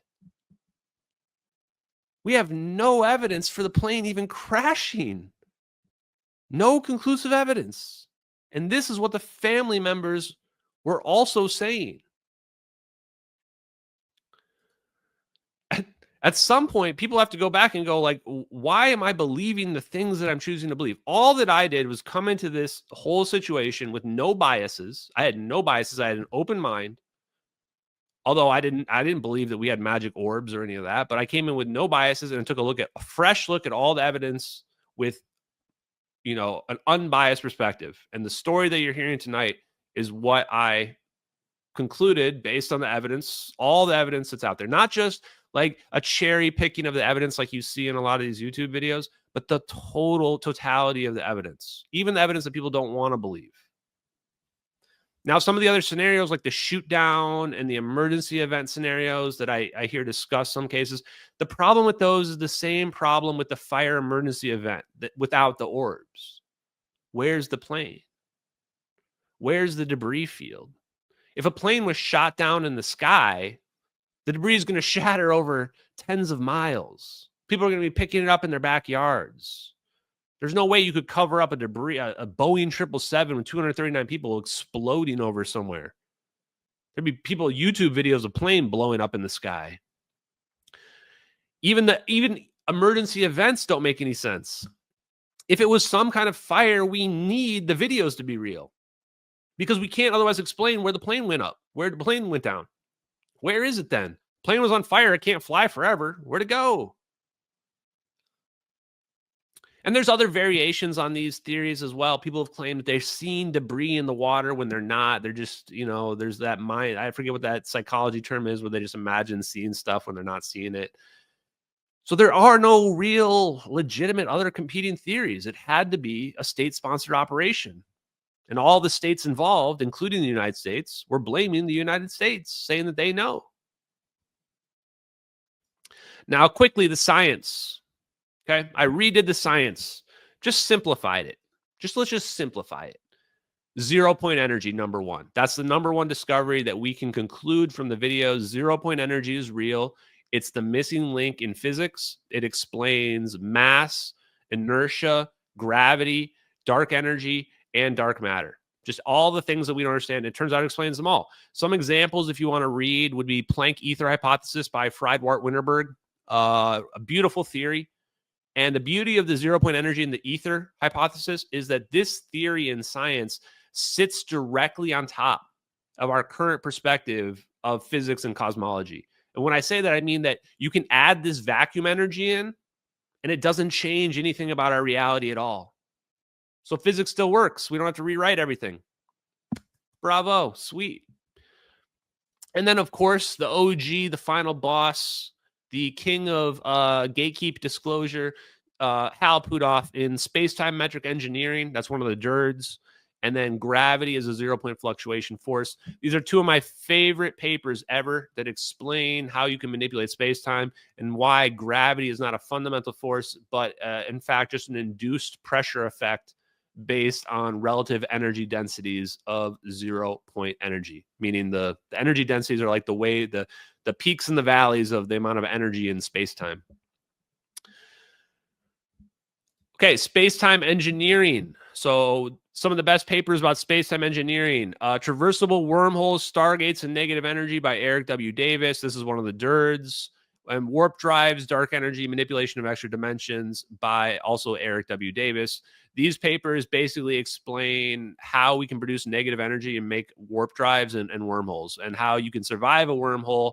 And they actually corroborate what we see in the videos in terms of a release of photons happening and like this umbra effect that we see occur in the videos. So those are extremely important to understand how warp drives are not just fiction, that like the #1 physicist that works with the government on black projects is writing papers explaining exactly how to produce negative energy, while all the mainstream academics are going, negative energy is an exotic substance. Meanwhile, this guy's going, no, it's a pressure effect, and here's how we can make a negative pressure effect that's a negative energy, and this is how we then can make a warp drive. Like, boy, that's quite the shift between academia and the Black Project physicists. Maybe we should go with the Black Project physicist on this one. And then my favorite guy, Salvatore Pais, U.S. Navy engineer, says that I'm probably going to get myself killed if I keep pushing this, but you know what? We don't care. Salvatore Pais says patents are 100% real, 1,000% real. He deserves the credit for his patents. Specifically, in this case, high energy electromagnetic field generator. This is how we can produce electromagnetic field intensities that are not believed to be possible under normal circumstances. The way this is possible is via the ether. If you add in the ether, if you say that space-time is not empty, then it opens the door to now achieving energy densities that are beyond what conventional physics thought was possible. And this allows us to get to points where we can get up towards the Schwinger limit, where now space-time reality breaks down, aka we produce a wormhole. Simple, right? And then his other patent, my favorite one actually, is the high-frequency gravitational wave generator, where we learn that there is a relationship between high frequencies and manipulating gravity, manipulating the zero-point energy. And that once we do this, it opens the door to everything you see in Star Trek. Warp drives, wormholes, you know, it also points out that quantum effects at the macroscopic scale are what we're doing, and we're achieving it via superconductivity. If you listen to Salvatore Pais, it's all about cold plasmas, non-equilibrium plasmas, and the way that we are breaking through the ultraviolet catastrophe, where we would say that you can't amplify energy beyond this limit, is that we are breaking equilibrium. That only applies for equilibrium thermodynamics. This is why Salvatore Pais quotes Ilya Prigogine. Why? Because Ilya Prigogine did his work on non-equilibrium thermodynamics. If you break something into a non-equilibrium thermodynamic state and then stabilize it in that form, you can go beyond what we think is possible right now. Now, how do you do that? I'm going to tell you exactly how to do that. You create your non-equilibrium cold plasma ball, manipulate it via magnetic fields, and you pull the electrons from the ions. So you have your electrons all combined over here, and we see them as the yellow little shape, U-shape in there, the fusion shape, and you separate them, and then you get them stuck that way. And now you've got a huge energy density ball. That's how you do it. And then you take those huge energy density balls and you jam them together, just like you would do a couple of magnets. And what happens? Well, if you get too much energy, too much force, apparently you rip through space-time. Now, if you want more papers about those concepts, as opposed to me just explaining it to you, I recommend the following 4 papers on non-equilibrium plasmas. Vortex motion can be used to stabilize ball plasma. As I mentioned, this is mentioned in multiple papers. So you can read, there's several EVO papers by Ken Shoulders on exotic vacuum objects, which are these cold plasmas. My favorite one is probably Permittivity Transitions, which discusses how the plasma basically manipulates space-time and how you're manipulating the permeability and permittivity of space-time, which is how we can start to do impossible things that we would call free energy. Force-free time harmonic plasmoids by Jack Nechamkin. We actually just found out that he replied to somebody on Reddit last year. He's like 85, 86, maybe even 87 now. He wrote a paper. This paper is all about how to stabilize your plasma ball using vortexes. That's basically what this is. This whole paper is basically about how to make a ball of plasma and make it stabilized. Crazy. And then, of course, ball lightning study by, once again, Eric W. Davis shows up again. This ball lightning study has a normal ass name like ball lightning study. It's actually all about coherent, stabilized plasmas and how to extract energy from them, like their applications of the plasmas. Wild. They always give them weird names because then nobody will ever look at them. But then I did. And then cold fusion, okay? So cold fusion, why is cold fusion related? Because the heat signatures of the orbs, that yellow shape, that Tesla shape that we see, that's a fusion. Go look at the Department of Energy's website on fusion. You see that exact same heat signature. It's a very distinct heat signature of fusion.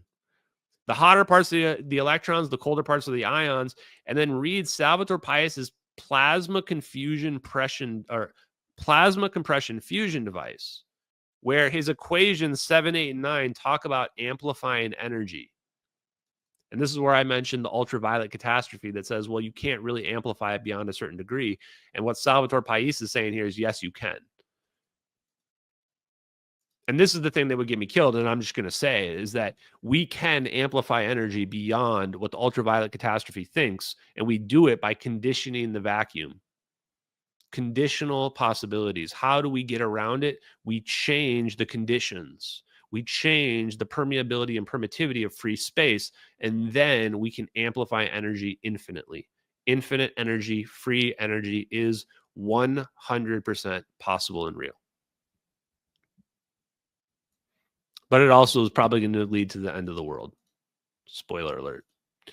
Okay, I'm not going to go through all this. Oh, maybe I'll go through a little bit of this. So the debunk stuff, people who say the videos are fake, whatever, I do separate stuff going through all the debunk stuff. But I just want to point out, we had a $150,000 bounty. No one ever came forward with any evidence that they made the videos. You would have to have better VFX skills than people who did like Top Gun Maverick. There was a really funny comment on Reddit early on about like all the requirements that somebody would have had just to like get the engineering of the plane scaled down correctly. Like even just doing that is like a movie magic that people have to do. Lead editor of Marvel Studios, Jeffrey Ford, early on, I think it was with Total Disclosure podcast, he was friends with Jeffrey Ford. Jeffrey Ford reviewed it, said it would take like 4 to 6 months with today's level of technology. And this is, again, pointing out that you have to have a storyboard, like you're presenting this narrative of a fire on board the plane and all this stuff in the videos. Like this isn't a situation where you just are like, oh, I'm just going to add a goofy looking UFO to this video. No, this is like a whole thing to make these videos. You'd have to have better understanding of physics than most PhDs do. And then just as a joke, you'd have to understand now not to use low quality 90s video game effects, or you'd have to know how to turn a 2-dimensional cloud picture. One of the big debunks is that there's a cloud. They claim that there's cloud pictures, but the problem is that the videos predate the pictures. So they have a big issue with that. There's no actual evidence the pictures predate the videos. In fact, the evidence says that they posted the videos by like 2 years. And it doesn't matter anyway, because you can't use 2-dimensional cloud pictures to make a 3-dimensional environment, which we've already proven is required for the videos. So it's undeniable the videos are real. All the debunk attempts to date have fallen woefully short. This includes the VFX comparison, where people have claimed that this 90s video game, if you think there's a 90s video game effect in the videos I showed at the beginning of this, like, I don't really know what to tell you, but I will go ahead and show you here that we took an exact overlay of that effect into the video, like frame by frame. And you can see it right here on your screen, full screen. And very clearly, you can see whoever told you these things were the same lied to you. The only frame that's similar is this one, and it's clearly not a perfect match. In fact, the middle isn't even close to the same. The middle in this graphic is some kind of weird plasma ball with things sticking out of it. And the background is like a amorphous black blob. They got like one partial match on one edge and then claimed that the whole thing matches. But then the next frame, this frame is not even close to the same. And the next frame after that, again, not even remotely similar. In fact, that's it. And then the problem is there's even more frames now in the visual effect, but there's no frames left in the real video. So the number of frames in the graphic is 7, but the total number of frames in the video is only 4. So they have 3 extra frames also. So this stock effect was conclusively 100% not used in this video. No one changed it all around to get it to match. That's not how stock effects work. The point of the stock effect is you put the stock effect in there and that's over. And we can prove that too because this stock effect was used in major motion pictures and it was never edited. It was used in Anchorman. It was used in Starship Troopers. It was used in Eastbound and Down. It was used in major. None of them ever changed it. Eastbound and Down made it go, like, it angled it slightly. That was it. So it's 100% proven. That's not in the videos. Any other debunks that are worth addressing? Two more things I'll show real quick. One is the clip of the clouds moving, just because so many people are insistent that the clouds still move. Oh, wait, that didn't work. So if you're if you're just listening to this, I'm showing a video that was made that speeds up the clouds, speeds up the video and shows a portion of it. There's even a longer version where people went through different segments and showed that all the different segments show evolving clouds. You just have to speed it up to see it because the clouds aren't moving very much. There probably wasn't very much wind that night. And but you can see the evolution of the clouds, which is not, some people try to claim it's some kind of like displacement map. I don't think they know what displacement maps are, because this is not displacement that we're looking at. We're looking at evolving. Evolving means changes and doesn't go back. Displacement map is just a distortion effect. And this is not a distortion effect. You're seeing something change and not go back to where it was before. So it's significant to point out those facts as well. And you can see it quite clearly there.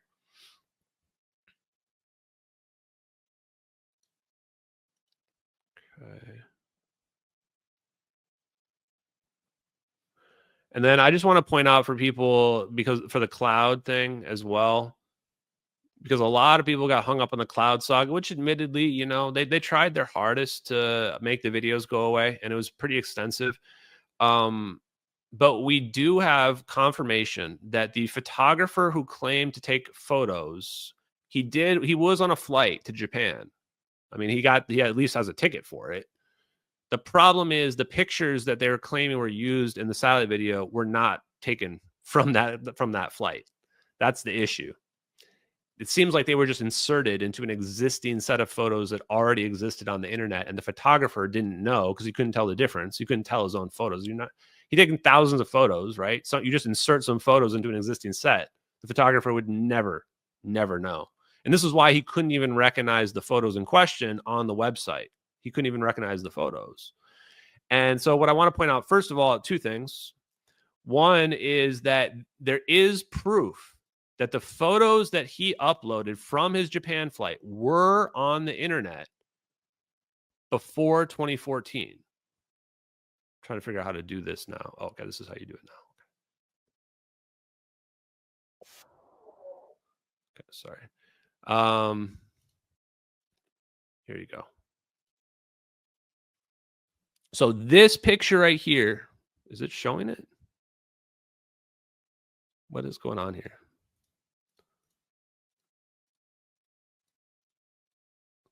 Oh, yeah, I don't know. It says, oh, there it is. Okay. StreamYard, get your shit together. So this picture right here shows the web archive, and this is one of the photos from the Japan flight that shows it was on the web archive. So it shows the photos in question did get archived prior to 2014. And yet, none of the photos claimed to be used in the MH370 videos are anywhere on the archive prior to the videos. In fact, the first time the pictures in question were ever seen anywhere on the internet by any of the archives, and this also proves that the website was being crawled by Google. So you can't claim that the website wasn't being crawled. This picture right here proves that the photos that Jonas had, that the real photos Jonas had, were already uploaded, the real ones. The fake photos in question, the ones that were supposedly that were argued to be used in the MH370 videos, were not uploaded until 2016. This is a super important fact to point out. It's not deniable because it's just a factual argument. We can just look at the evidence. Again, you can look at the evidence. Evidence doesn't lie. Here it is, right here. You're looking at it. These are the images that were supposedly used in the MH370 videos. You can see at the top of your screen, the first ever time they were archived was March 24th, 2016, and they were archived multiple times in that period, which proves they weren't on the internet before that. They didn't just magically get missed for 5 years. They were there. They're just not there in 2014. They only appeared in 2016. That was the first time right there. So anybody tries to claim that images were used to make the videos, you can claim one, no, they weren't. There's no possible way two-dimensional photos of clouds could be used to make the three-dimensional environment that was required to make these videos. And two, the cloud images in question post-date the videos by over 2 years. Simple as that. If anyone has any contrary evidence, and if you point that out, generally debunkers go into a fit because there is no counter. There is no counter. The facts speak for themselves.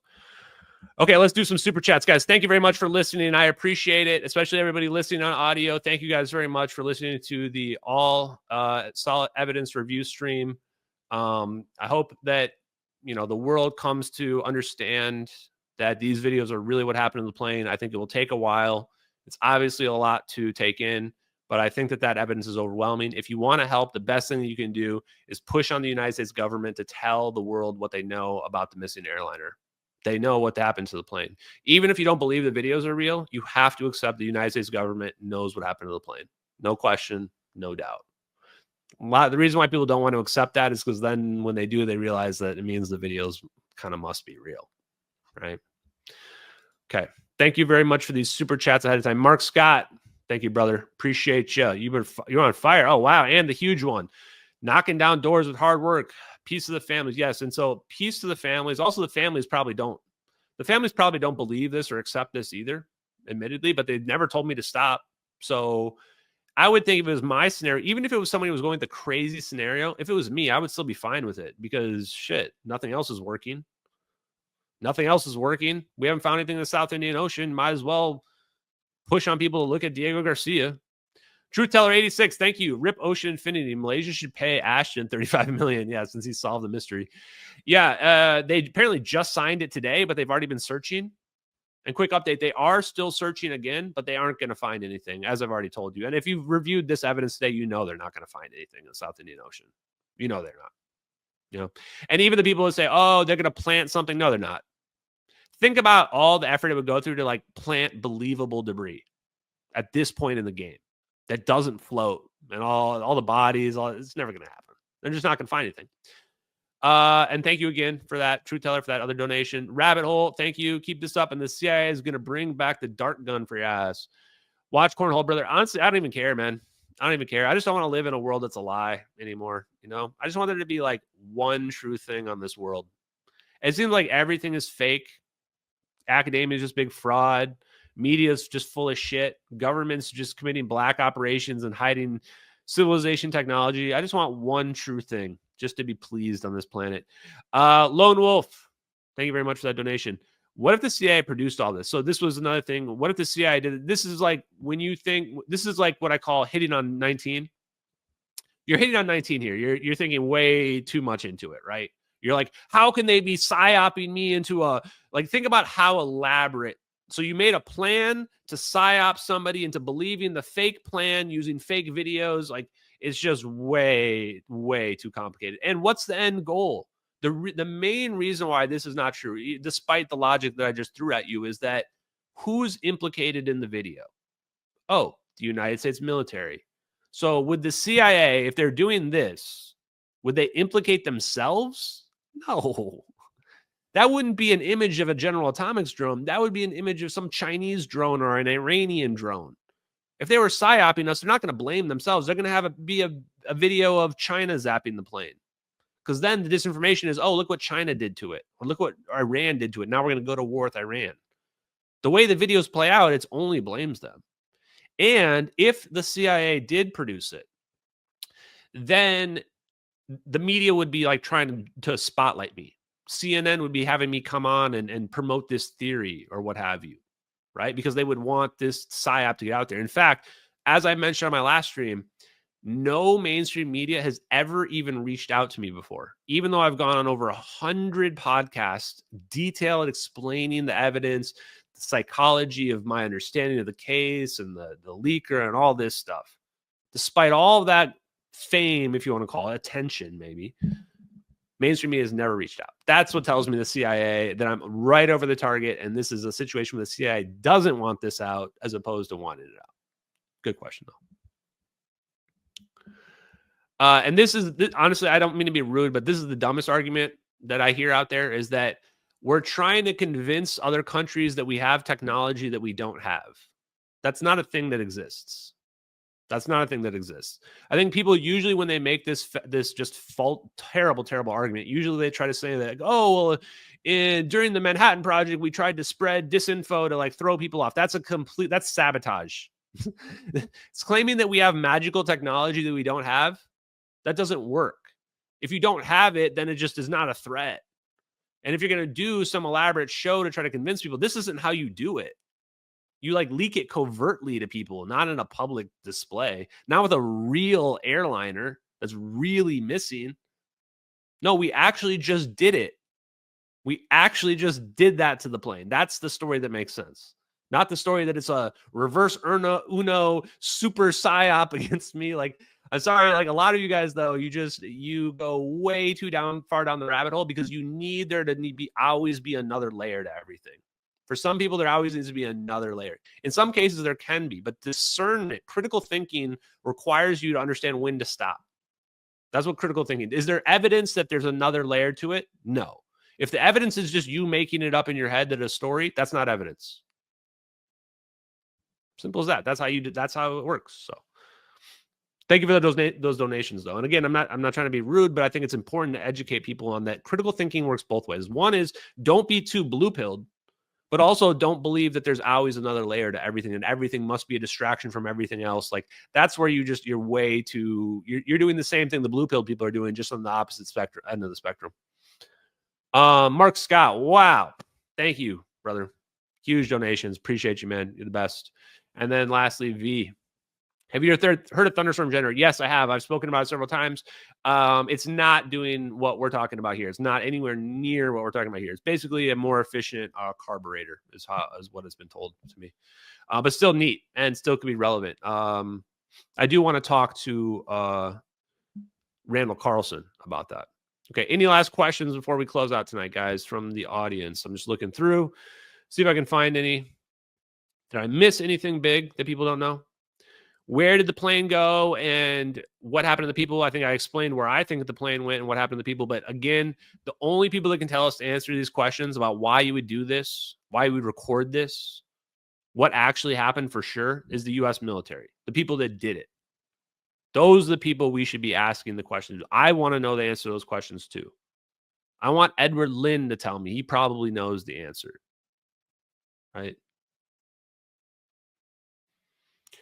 Truth Teller says, if all flights, pre-water instructions tell us your seat can be used as a flotation device, where are all the floaties? This is another good point. There's 1,000 pounds of flotation devices missing. And that's just some of the stuff that floats. None was ever found. The point being, we just need to use basic logic, basic critical thinking capabilities. Part of the reason why so many people are afraid to talk to me about MH370, to have a contentious conversation, is because I bring up points like this and they'll just look like fools because there is no counterpoint to something like that. Counterpoint is the ocean's really big. It's absurd. You're going to get destroyed in a live conversation with making arguments like that. And then One Tact 100, thank you very much, man. You guys have been going on fire. I appreciate you guys' donations. You guys, thank you, MH370X. You guys are awesome. Yeah, there was another. I deleted this from the story because it got really weird about what plane was where. But there is another plane from a shell company that was disassembled. I can't find out which of the two models it possibly was. But the reason why I mainly deleted it is because I think the debris is from MH370. I just think that they tore the plane apart and threw some of it in the water. Or when the plane was landing at Diego Garcia, it was like coming apart, and some of it was falling in, the Western Indian Ocean. That's what I think happened. So that's why I got rid of that. But if you believe the debris was fake and that they faked all that debris, or not all that debris, it's only a few pieces, then in that scenario, there is another plane that got decommissioned like way too early. There's actually like two other planes, but it's hard to tell which one got decommissioned at the right time. So good question on that one, though, as well. That was from McLean.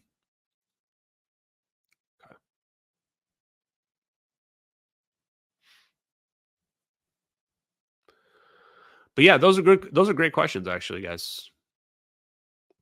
Okay, guys, I think that's going to be it for tonight. Thank you for joining me on this live stream and on this special edition of the Hard Truths podcast on the MH370 11-year anniversary, reviewing the all evidence that shows that the MH370 videos are undeniably real. I understand the aversion. I understand people don't like me. I understand that people don't want this to be real and it's too far out there, but I'm sorry, it is real. It just is. I'm just a normal guy living my day-to-day, still doing my 9 to 5 in healthcare IT, just bringing you this information because I think it's important that people know the truth. That's it. That's the only reason.